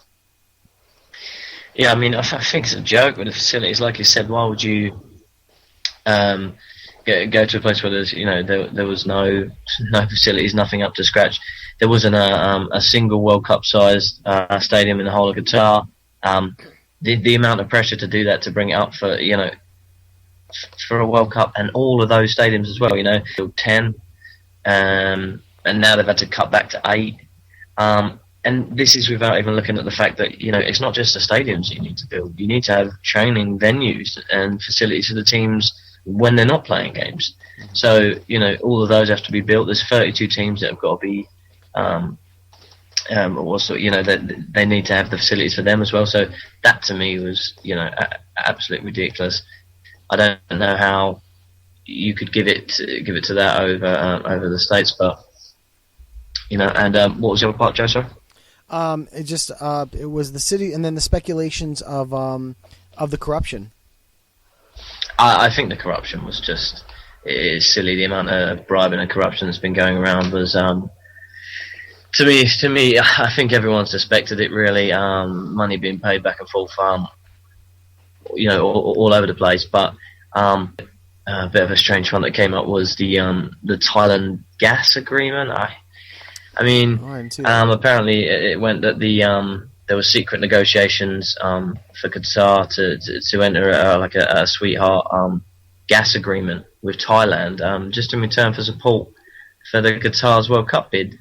Now, if they're doing this with a gas agreement with Thailand, then for me, there's so many ones that haven't even come up, haven't even been thought about, that, it's silly for me that there's got to be so many going on in so many places that, you would have to even think about. It was strange, and when everyone heard it, I think that, the first words on everyone's lip was, that there was something a bit underhanded going on, and I wouldn't be surprised if there's backhanders from all different companies and from all Qatar going out to all different countries as well. It's whether it can ever be proven is neither here nor there. It's the fact that when like you said, it's going to raise eyebrows when a country of this stature, with this lack of facilities, suddenly and this risk as well, is suddenly put above places that are ready to go, with high levels of safety, high levels of facilities, and more of an aptitude. And for the countries to go to start playing a World Cup as well, safety is a big issue that. In these kind of areas as well. You don't really want to be, especially this time in like world politics. The Middle East is not really somewhere you want to be going to play football as well. I just think the amount of quote unquote bribes that were floating about that it's kind of there's no smoke without fire, in my opinion. But hopefully we get to know a bit more about it in future. Yeah, Rob, your thoughts on the facilities and then the speculation of the corruption. When it comes to corruption, it's highly. Yeah, this World Cup has definitely been bought by Sepp Blatter and FIFA. At least in my opinion. If you look at the problems that this World Cup has, I'm going to mention this actually. Doha is a city that is 51 square miles, I guess. Right. You're going to build 6 stadiums in that area that are 40,000 plus. And where's the space? Do you have any space in that? No, we talked about this. Yeah. We forgot what does it take? What did we come up with a number that it takes to physically put a stadium with parking in a piece of land? It was like something like 3 or 4 square miles, I think, or 5. At least, yeah, at least. So. And that's what I mean with that. They're like the airports and the roads, transportation as well. 6 times 3, 18. So basically, that's 18 square miles already been taken, right, because of 6 stadiums in Doha. You're taking a third of the city. Yes, a third of the city. Yeah. Also, you're going to have a planned city called Lusail. It's supposed to be a new planned city off the coast, and it's supposed to host the final match of the World Cup with an 86,000 capacity stadium. Mm-hmm. No, it's ridiculous. You also look at other controversies, working conditions. I've heard that if the World Cup does go planned, in about 8 years, over 4,000 workers will die before a ball is kicked in Qatar. Right.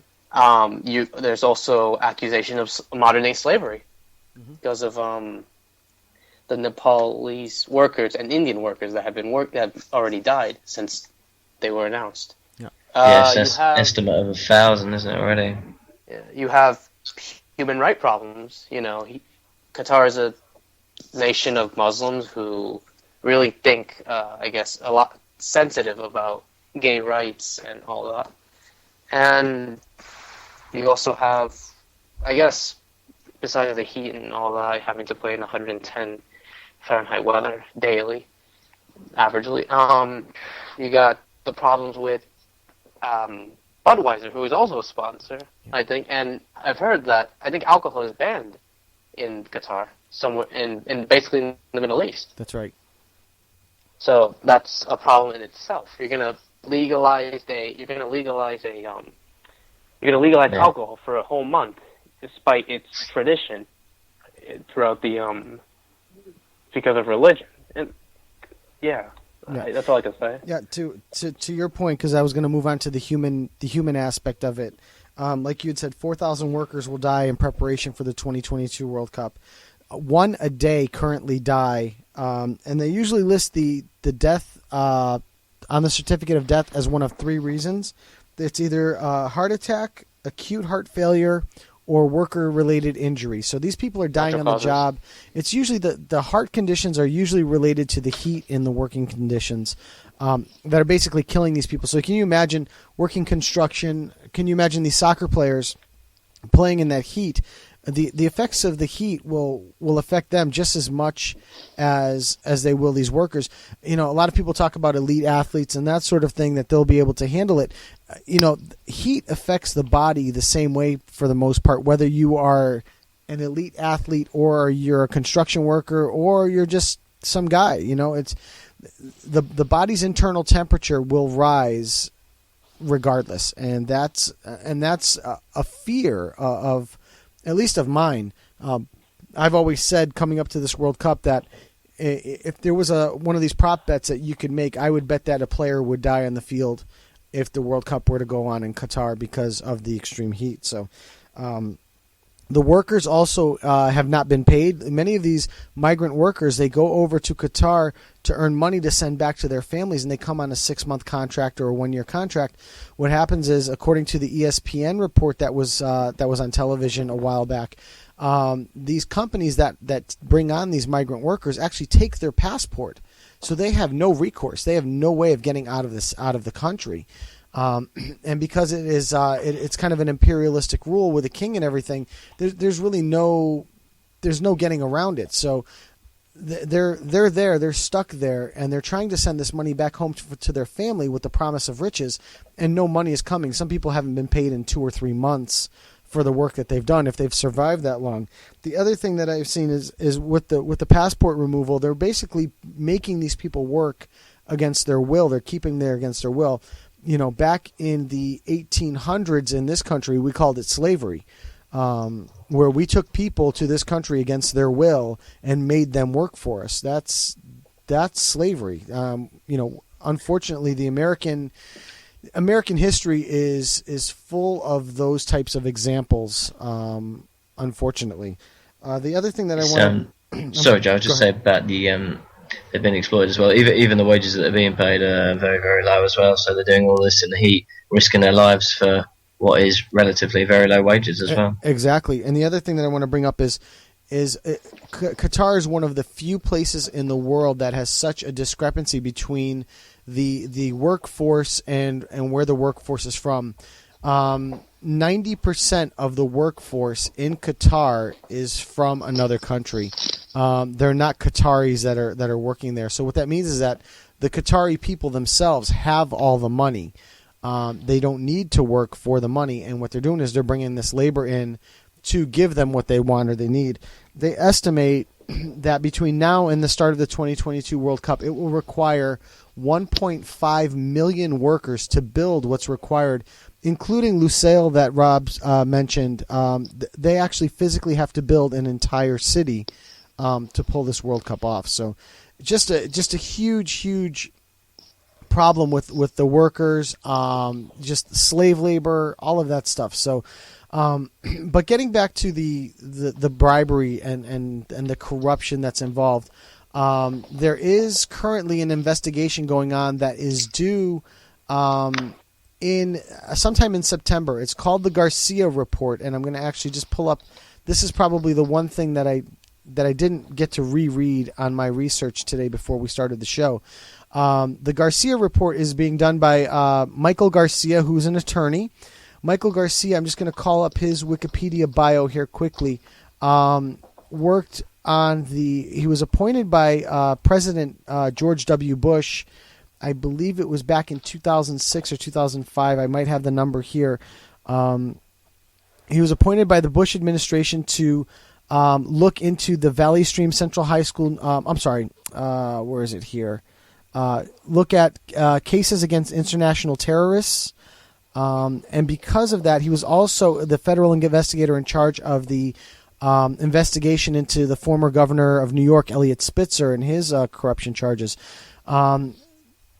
Mr. Garcia's involvement in the international terrorists and their prosecution earned himself a position on the list of the Russian Federation of Americans banned from entering the country over their alleged human rights violations. He was part of the one that developed the Guantanamo list, which is he was on the Guantanamo list, which is a list of Americans who were accused of torturing prisoners in Guantanamo Bay in Cuba in the war on terrorism. So that is who Michael Garcia is. Now, Michael Garcia's report is, again, like I said, due in September, and he is to report to FIFA's ethics committee, far be it from FIFA to actually have an ethics committee. Oh, you know what? You're right. I'm sorry, SirBob. It was that he was caught with an escort, not it was corruption. I guess the idea is corrupt. So let's just go with that. But I just saw that in the chat. So Garcia's in charge of this. Now, the people that Garcia doesn't have any subpoena power. So he doesn't have the ability to make people talk to him. But in his report, if you don't talk to him, he's able to list the person as a non-cooperative witness who did not offer information in his investigation, which would lead you to the court of public opinion saying that you're trying to hide something. So my problem with this particular person being appointed to lead this investigation is he's a guy that might be seen as someone who wasn't really truly on the up and up himself being listed on that Guantanamo list. But it sounds to me like he is more than capable digging up the dirt. You know, Ben, I'm going to start with you first. What are your thoughts? What are your thoughts on the investigation coming up? What do you think he's going to turn up as information in that investigation? You know, I think the amount of stuff that's happened here, I think there'll be a lot of possible bribing to other countries and different companies as well, just to put the bid forward. I think that for me, something really doesn't add up here, because it's just when the plan went forward, apparently that they've managed to meet all the projected agreements for the World Cup to be held there.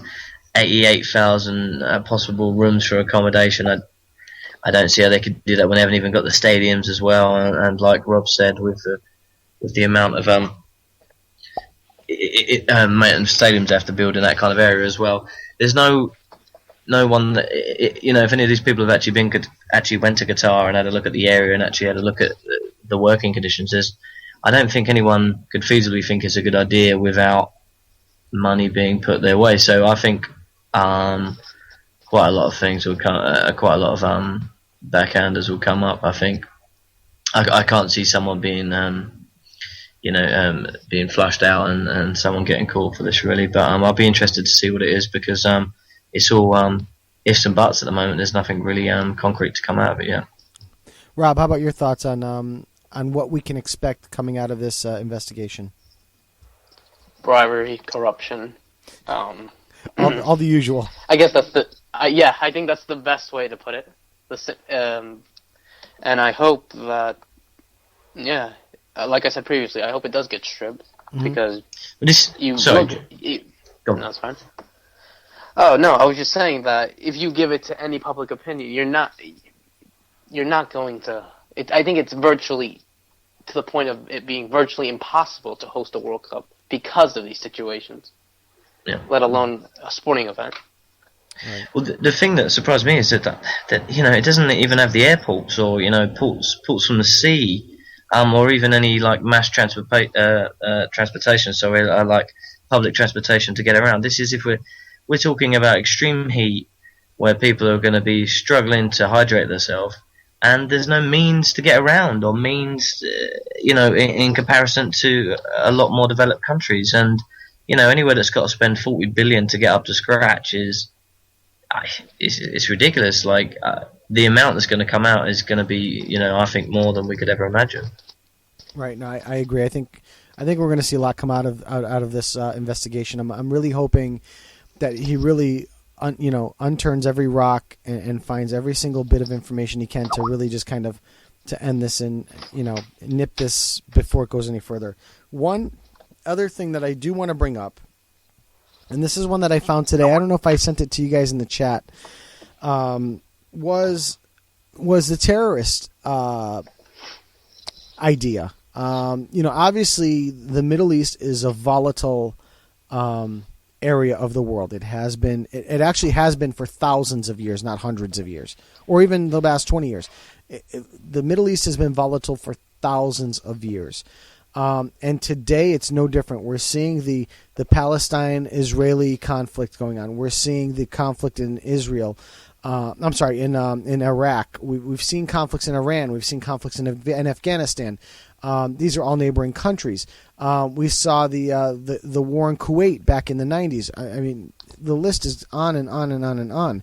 An article that I found today was, an extremist group that's in the news a lot today is the ISIS group, who is kind of leading the fight in Iraq that now the United States is going and supplying weapons and airstrikes and that sort of thing. And I hate to bring up current events in the soccer show, but unfortunately it falls into play here. ISIS, their ultimate goal is not just to kind of take over a couple cities in Iraq. Their goal is actually to take over the Middle East, and run it as an Islamic extremist type of reign. And they've actually they've distributed a statement saying that if they do achieve their goal of creating a stronghold in the Middle East and taking over these countries, that they will not allow a World Cup to happen because a World Cup is Muslims would view as a distraction, or at least extreme Muslims would view as a distraction. I don't want to speak on the religion. And so the actual event would not take place because of this. So before I ask the last question in this particular segment, I want to ask you guys the idea of terrorism. Do you think Qatar is capable of providing security enough to keep the spectators and the players safe at the World Cup? Rob, I'm going to start with you on this one. I guess if you can go to any World Cup, you're going to see problems. Not exactly.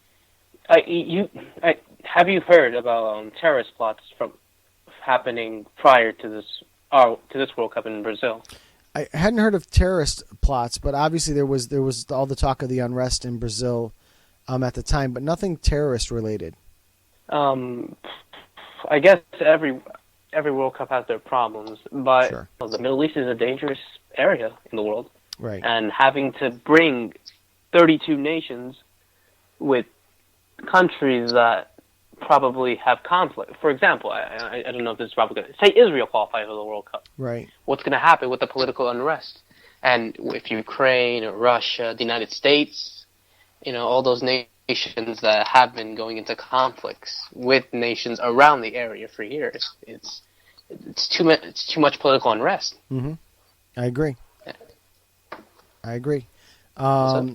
Ben, your thoughts on the ability for the Qatari government to provide enough security for the players and spectators for the World Cup?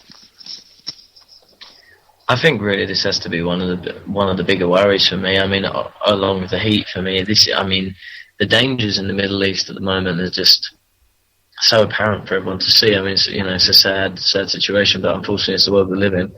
I don't know how they haven't revoted it. How the world as a whole, the G8 have not got together and said, well, like Rob said, has there been any terrorists that have announced it? No, there hasn't. But this, for me, I mean, I don't want to sound like I'm some kind of, underground spy or something, but for me, if you was a terrorist and you was thinking, what can I do for the world to see me on a stage, this is it. Mm-hmm. I mean, you've got neighbouring countries around, Tunisia, Libya, like Yemen, like Syria, like I said, all these countries, they're all so close together that, the borders, are they really protected enough? Like, and if they're spending this much money, having to spend it on, on transport and stadiums and accommodation and making sure of everything else, are they going to be spending enough money on security? Can they get a decent enough level of security? But even more so for me, like I said, I'm surprised that the GA has not come up and said, well, because if the terrorists, touch wood, this doesn't happen, but if they were to attack this area, what does this cause on a global scale? What happens then? I mean, because this World Cup, it's linked in, and it's so sewn hard into, especially, should we say, I don't want to say the bigger nations, but the more involved nations, Germany and England and America and, and then the Middle Eastern teams as well, without the fact that it's in the Middle East. This, to me, if something was to happen, how big an impact would that have, a knock-on effect on the rest of the world as a global issue? I think massive. So I would be surprised if they weren't talking about a revote just purely on that. Mm-hmm. So, final question that I want to ask you guys, and Ben, I'm going to throw it at you first. Does the World Cup go on in Qatar? And if not, where does it go on? I don't think it will go on in Qatar. I just don't think that there's too much against the fact for me. I really don't think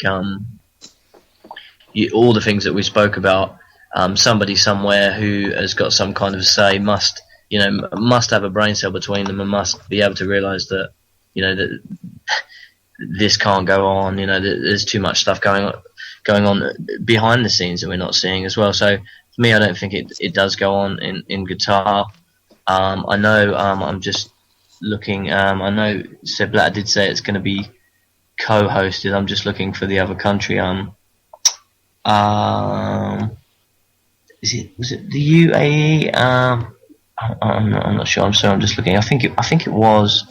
But yeah, for me, I don't know why they just didn't go to America in the first place, in my opinion. But maybe over to Russia. But I really don't know.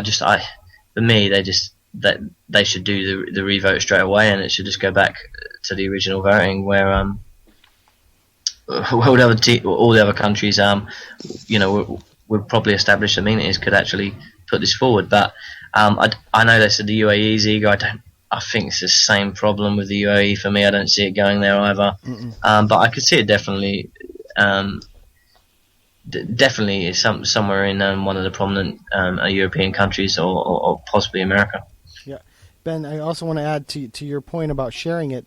There was talk of, I think, Iran or the UAE, either of those two countries possibly co-hosting. It's the same security problem there, though, isn't it? Oh, good Lord, yeah, no doubt about it. So I don't see sharing the World Cup as being a solution for the security problem. At best, it's probably a solution for the spacing problem, but not the security problem.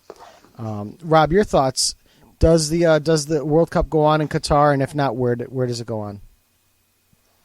No, it doesn't go. It doesn't stay. I think they should do the court case. Mm-hmm. They get found of corruption, bribery, etc., or saying that it's virtually impossible to host this World Cup. Do a revote. Do a revote like they did, and if they should have brought into the United States originally. At least there, you don't have to worry about construction problems as it's already been built. Mm-hmm. And especially you're going to get huge audiences and all. But yeah, I can't see it in Qatar. It's going to be, basically. I'm in agreement with you. Ben's got odds. Ben, what odds do you have? I was just whacking something into Google just quickly. Why? I'm just going to double check the date on this just to see how far we are out. Actually, this was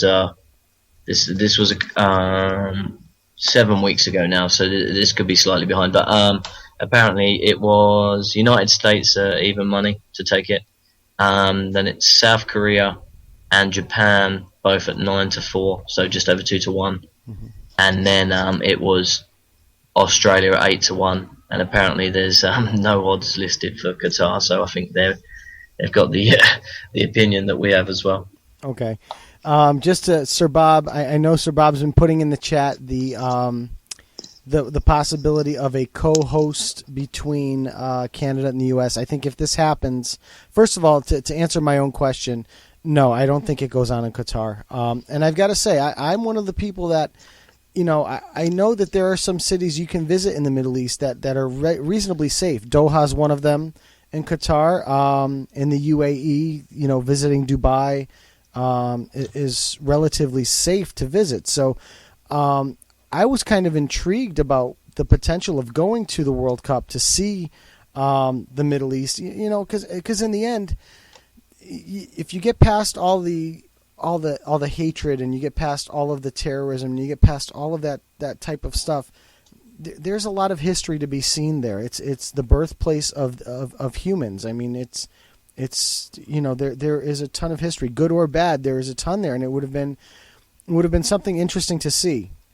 But to answer my question, no, it does not happen there. There is the facilities required, the human cost, the corruption that it took to get it there. Once it's all discovered, I don't see it ever being held there again. Or possibly, at 2022, you could almost potentially see something like this be the downfall of Sepp Blatter, which I think 3/4 of the world would love. The problem is that same 3/4 will hate it when Michel Platini takes over for him. But unfortunately, that would be the lot in life for all football fans around the world. To answer SirBob, where he keeps saying it's going to be a Canada-U.S. joint joint tournament, I don't think that would happen either. And just to give you the idea, there are 18 host cities. And according to the bid report that I have in front of me that I posted the link in the chat, the cities of Boston, New York, Philadelphia, Baltimore, Washington, D.C., Indianapolis, Nashville, Atlanta, Tampa, Miami, Kansas City, Denver, Dallas, Houston, Phoenix, San Diego, Los Angeles, and Seattle would be the cities that would host the World Cup. There are even backup cities like a city that I didn't list: Chicago, Minneapolis, Cleveland, New Orleans, Orlando, Las Vegas, San Francisco. Las Vegas would be awful hot that time of year, but there are multiple second place cities that would be there. Ben, you have updated odds for us. Yeah, just a quick message on America. So I do think, for me, America seems like the obvious option. I know came out and said that they weren't prepared. Apparently there was some rumours going around that they were prepared to take over straight away, almost as if it was already in the pipeline, but apparently that's been denied.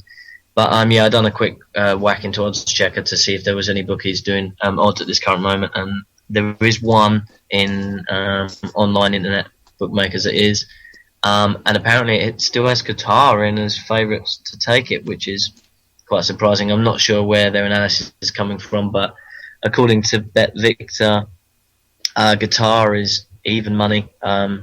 USA is 2.5 to 1. Then it's Australia at 6 to 1, and then Japan and South Korea at 10 to 1. England's 14 to 1, and then Belgium and Holland and Portugal and Spain are 25, and then it's Indonesia and Mexico. But I think realistically, you can see by this. I do think if it doesn't go to Qatar, but by the look of the bookmakers, it's going to go to the United States. But what surprises me is we all don't think it's going to be in Qatar, and this bookmaker does. Hopefully it's not, because I do think that, like we spoke about, there's a lot of bad, well, a lot of, shall we say, questionable things happening in Qatar that, we just don't want anyone to go there and potentially get hurt. Right. I don't, I think that he has to list Qatar as even money because they currently have it.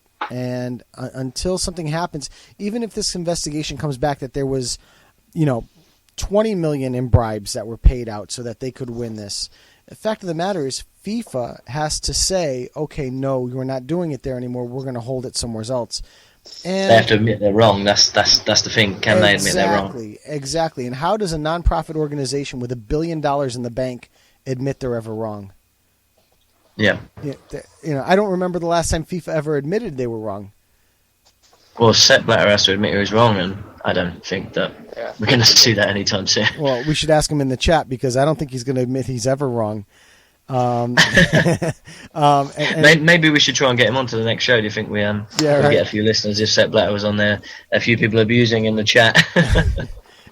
Well, Sepp Blatter said he figured a joint bid with Canada and a third world country like Upper Mexico, quote, USA, might be more sensible, because he's mad we're not having any games in Toronto. So sorry about that. They might as well host it in the Isle of Wight or something silly if we're going to do that. So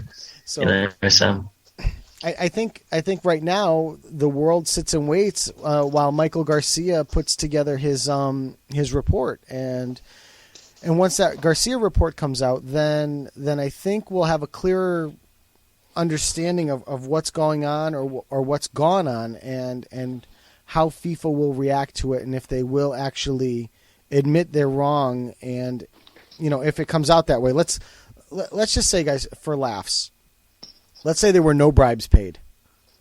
Let's say that it's all made up and that they just voted Qatar. Let's say they voted Qatar because they wanted to bring soccer to a rich country where they could in turn pick up more money. Okay? Let's say it was a money decision. For laughs, let's say that. I don't think it's the case, but let's just say that. Where does that lead us? That leads us to the bookmakers being 100% right that it will be held in Qatar and there's no moving it. Yeah. So for me, it seems. It seems crazy. It just seems ridiculous. The only way that I could see that they voted it off of just that, as if it's kind of an Ali G situation where he's put weed in the tea or something. I don't understand how. that there's enough people that are supposedly, heads of government. These people are supposed to be really, really smart people. They're put there and they're paid a load of money to make hard decisions and, stand up and admit when they're wrong and learn from their mistakes. You can't really put Sepp Blatter in that category, in my opinion, but in general, it's not just him that makes a decision. But to answer your question, if they're really going to do that, then where does it leave it? Does this just mean that if countries chuck enough money at FIFA, they'll put it there? Or I don't really understand that. That's crazy. So you can just any country can come up and we can just put it. We can have North Korea if they sell all their missiles, and then it's just going to be a North Korean one, and we can have a dictator World Cup. And where does it end? Right. No, I agree. I'm just saying that, there is, because we're having this investigation now, like I said, the highly unlikely event that's the case, but until we have a conclusive investigation, there's always the potential that potential's out there, that they just, and like SirBob points out in the chat, Qatar gets an automatic entry to go with it. So they get, you're going to put a Middle Eastern country.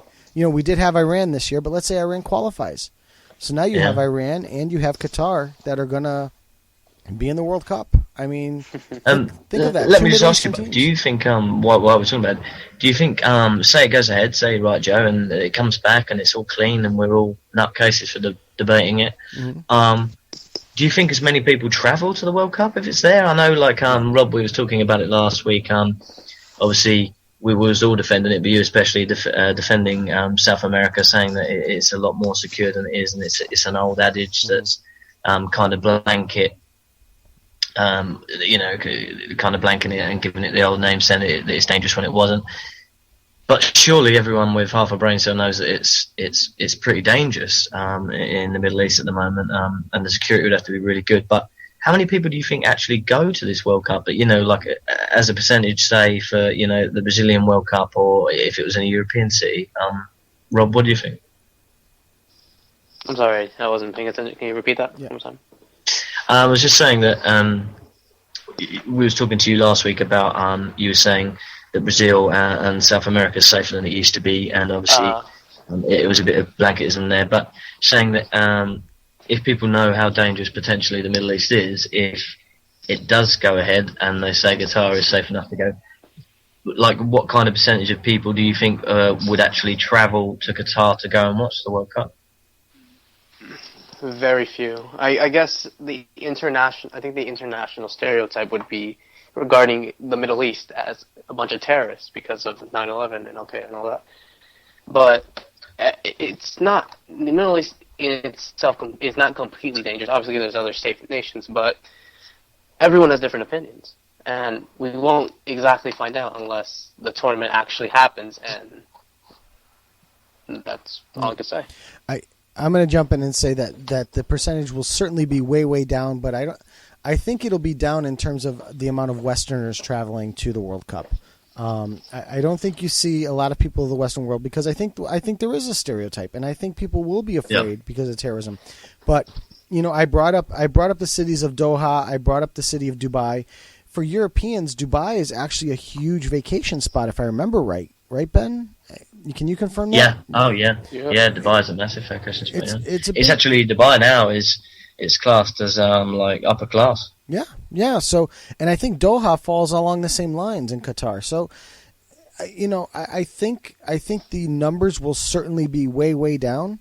But I also think it won't be as down as you think, because the Europeans don't have the same sense of foreboding going there as you see out of, let's say, an American or Canadian or something like that. You'll see it more. You just don't see that trepidation that you'll see out of the U.S. So I am looking up. There is a number in this report that to your end, Ben, that I wanted to look at quickly. I did see it, and it was actually ticket sales. Yeah, here it is right here. This is the projection of sellable tickets based on 100% of proposed net capacities. So this is if they sell every ticket to every match in every stadium. And you've got to think this is a money factor. In Qatar, if they sold every single ticket, They would project to sell 2.8 million tickets, I believe that number is, based on the amount of games and the amount of tickets. That's not I don't think that's a dollar number. That is projection of sellable tickets. So that's actually a ticket number. 2.8 million tickets available for this World Cup. It sounds like a high number for some reason.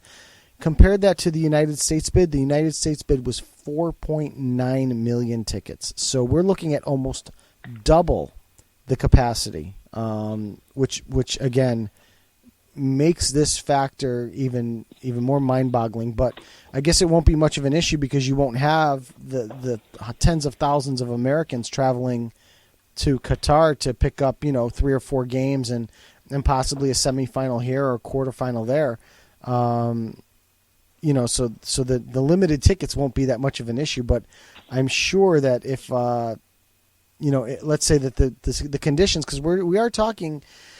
Oh boy, what are we talking? 8 years down the road? So conditions could potentially be safer 8 years down the road, where there's not that stereotypical thought, and the American populace will travel to Qatar to watch this. It could be a potential problem.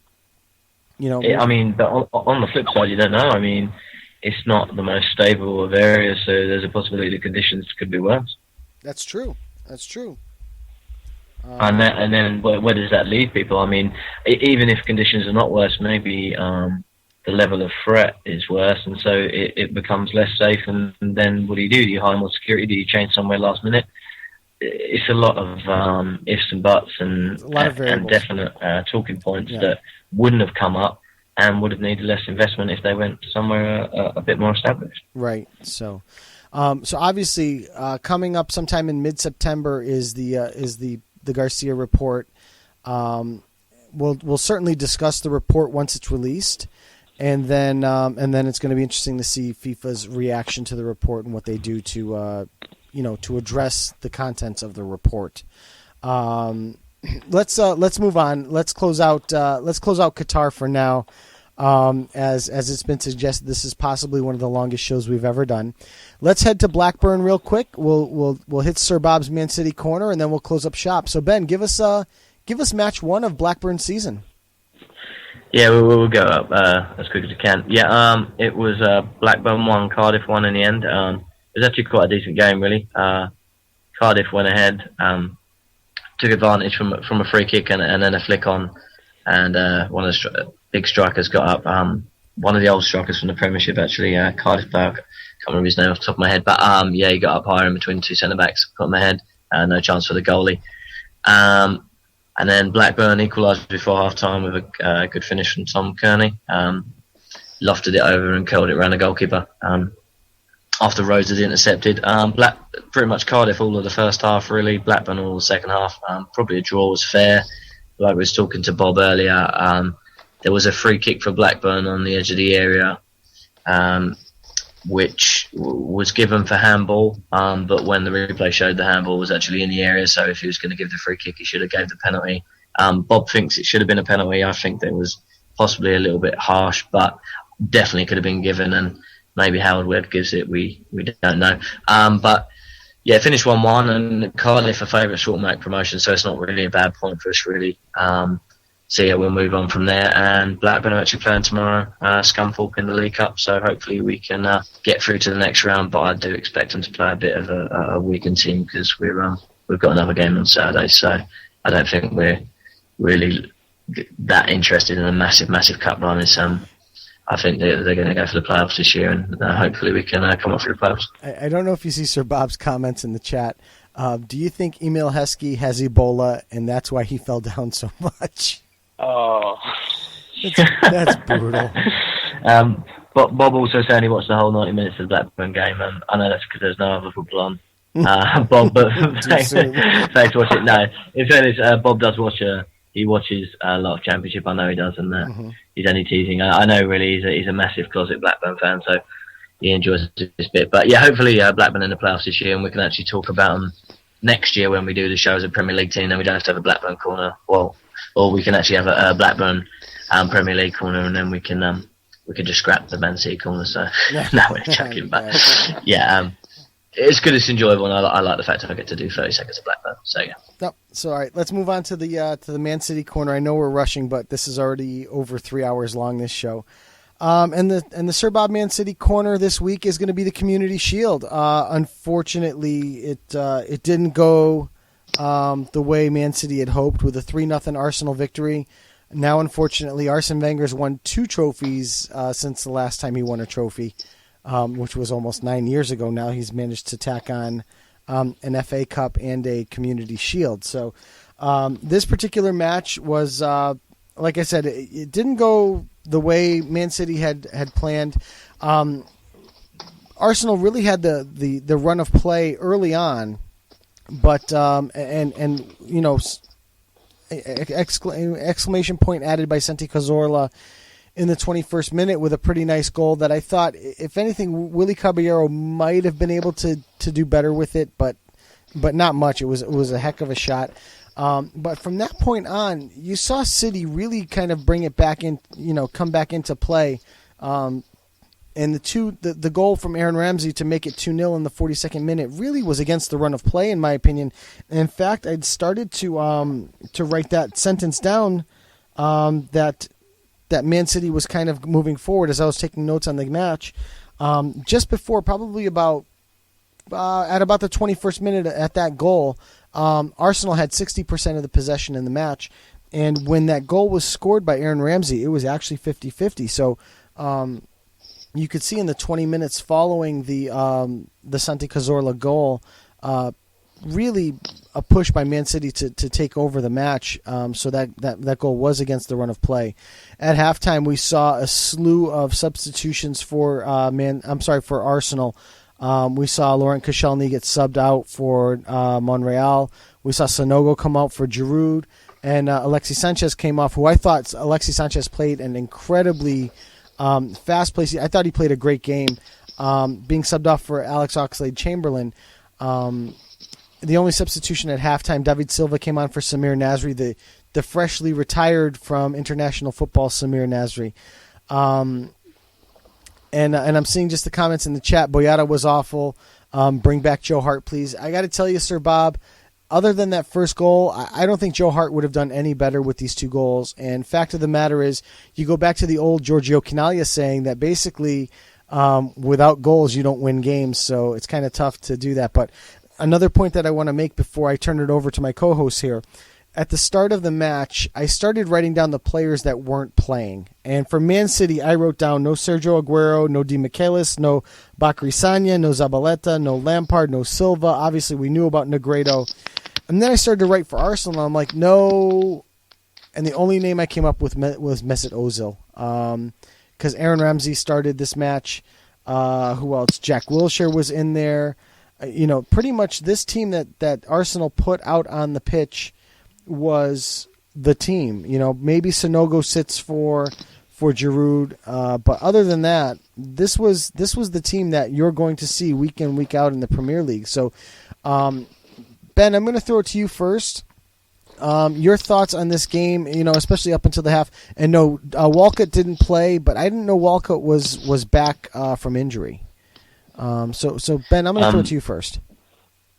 Yeah, there was no Mertesacker, and possibly Podolski would start. But I think the key for this was the fact that Man City definitely rested a lot of players. I mean, this is essentially a glorified friendly, no matter which way you want to look at it. I'm defending Man City really, but yeah, I mean, like they rested a lot of players here, and I think Arsenal pretty much put out the best team they could.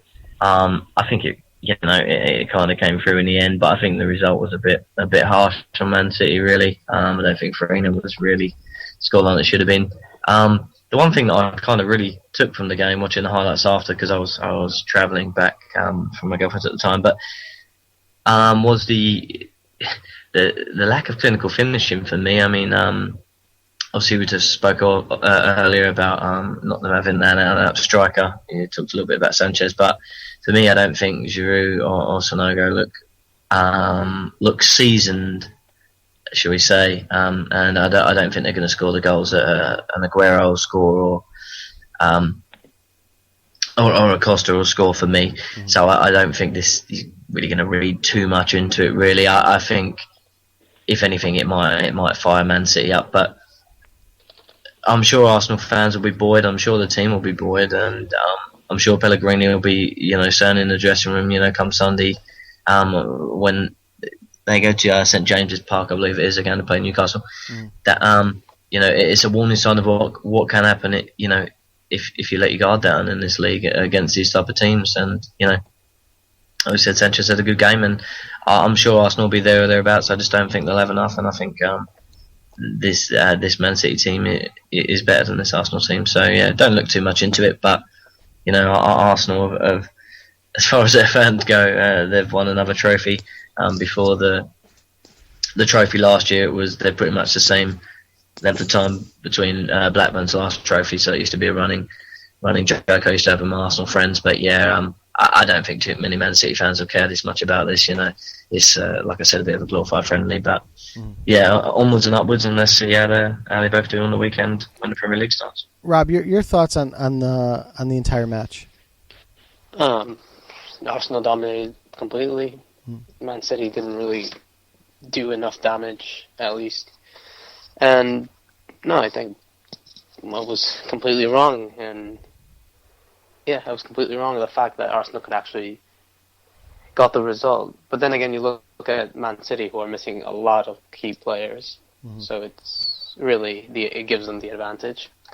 I agree. That was the first glaring fact that I saw, was the fact that there were so many players that would normally end up on the pitch that weren't there for this match. And to be honest with you, if we play this match at week 17 of the Premier League with both teams at full strength, I think we see a very different result. Just some statistics in the match, just to give you guys. Man City held the possession 58-42 overall. Shots were 11-8 in favor of City, but 4-1 in favor of Arsenal.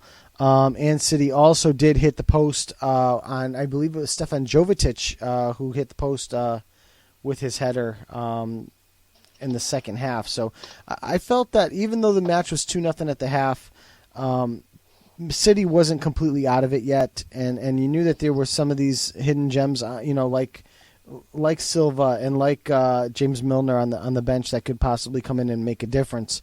But it just, once that third goal was scored by Olivier Giroud in the 60th minute, which took a deflection, that you knew that at that point this match was completely over, and unfortunately it was just going to go that way. So gentlemen, we're 0 for 1 so far with our predictions for the year, and like I said, we will certainly bring our predictions back into play once the leagues get rolling. I think we actually have leagues starting up this weekend. I think the Premier League starts this weekend. We'll obviously get the second week of the French League. I'd have to check the German schedule, but I think the other two leagues start. Spain and Italy start the week after. So, I'm gonna cue up the closing music for us, gentlemen. Any closing thoughts on this week's show? I thought that was a really good show. Ben, how about you? I think it's been it's been a good show. I think I'm looking forward to next week, where we can all start getting into the league games, and we can start seeing the football run out, and Rob can put his own dent on the Liga and make it so. Absolutely. So. Also, one thing. Yes, please. I hope do both of you guys watch the second leg, or I guess you don't want to say the second leg, the real final of the Copa Libertadores. That's right. The final 90 minutes of the Copa Libertadores is this Wednesday night. Yes. I believe it's 8 p.m. Like you said, Rob. I think it was at 8 p.m. Eastern time. Yeah, 8 p.m. Yes. Fox 8 p.m. Fox Deportes or BT1 in England. So next week we'll give you more MLS coverage. We'll start our European scores and highlights. We're going to cover that Libertadores game, our Blackburn banter, Man City corner, and maybe we'll talk a little Europa and Champions League if we can squeeze it in. So I'm Joe Usello. And I'm Ben the Machine. And I'm Roberto Rojas. Thank you guys for joining us for episode 37 of Low Limit Football. Good night. Thanks for listening, guys. Good night.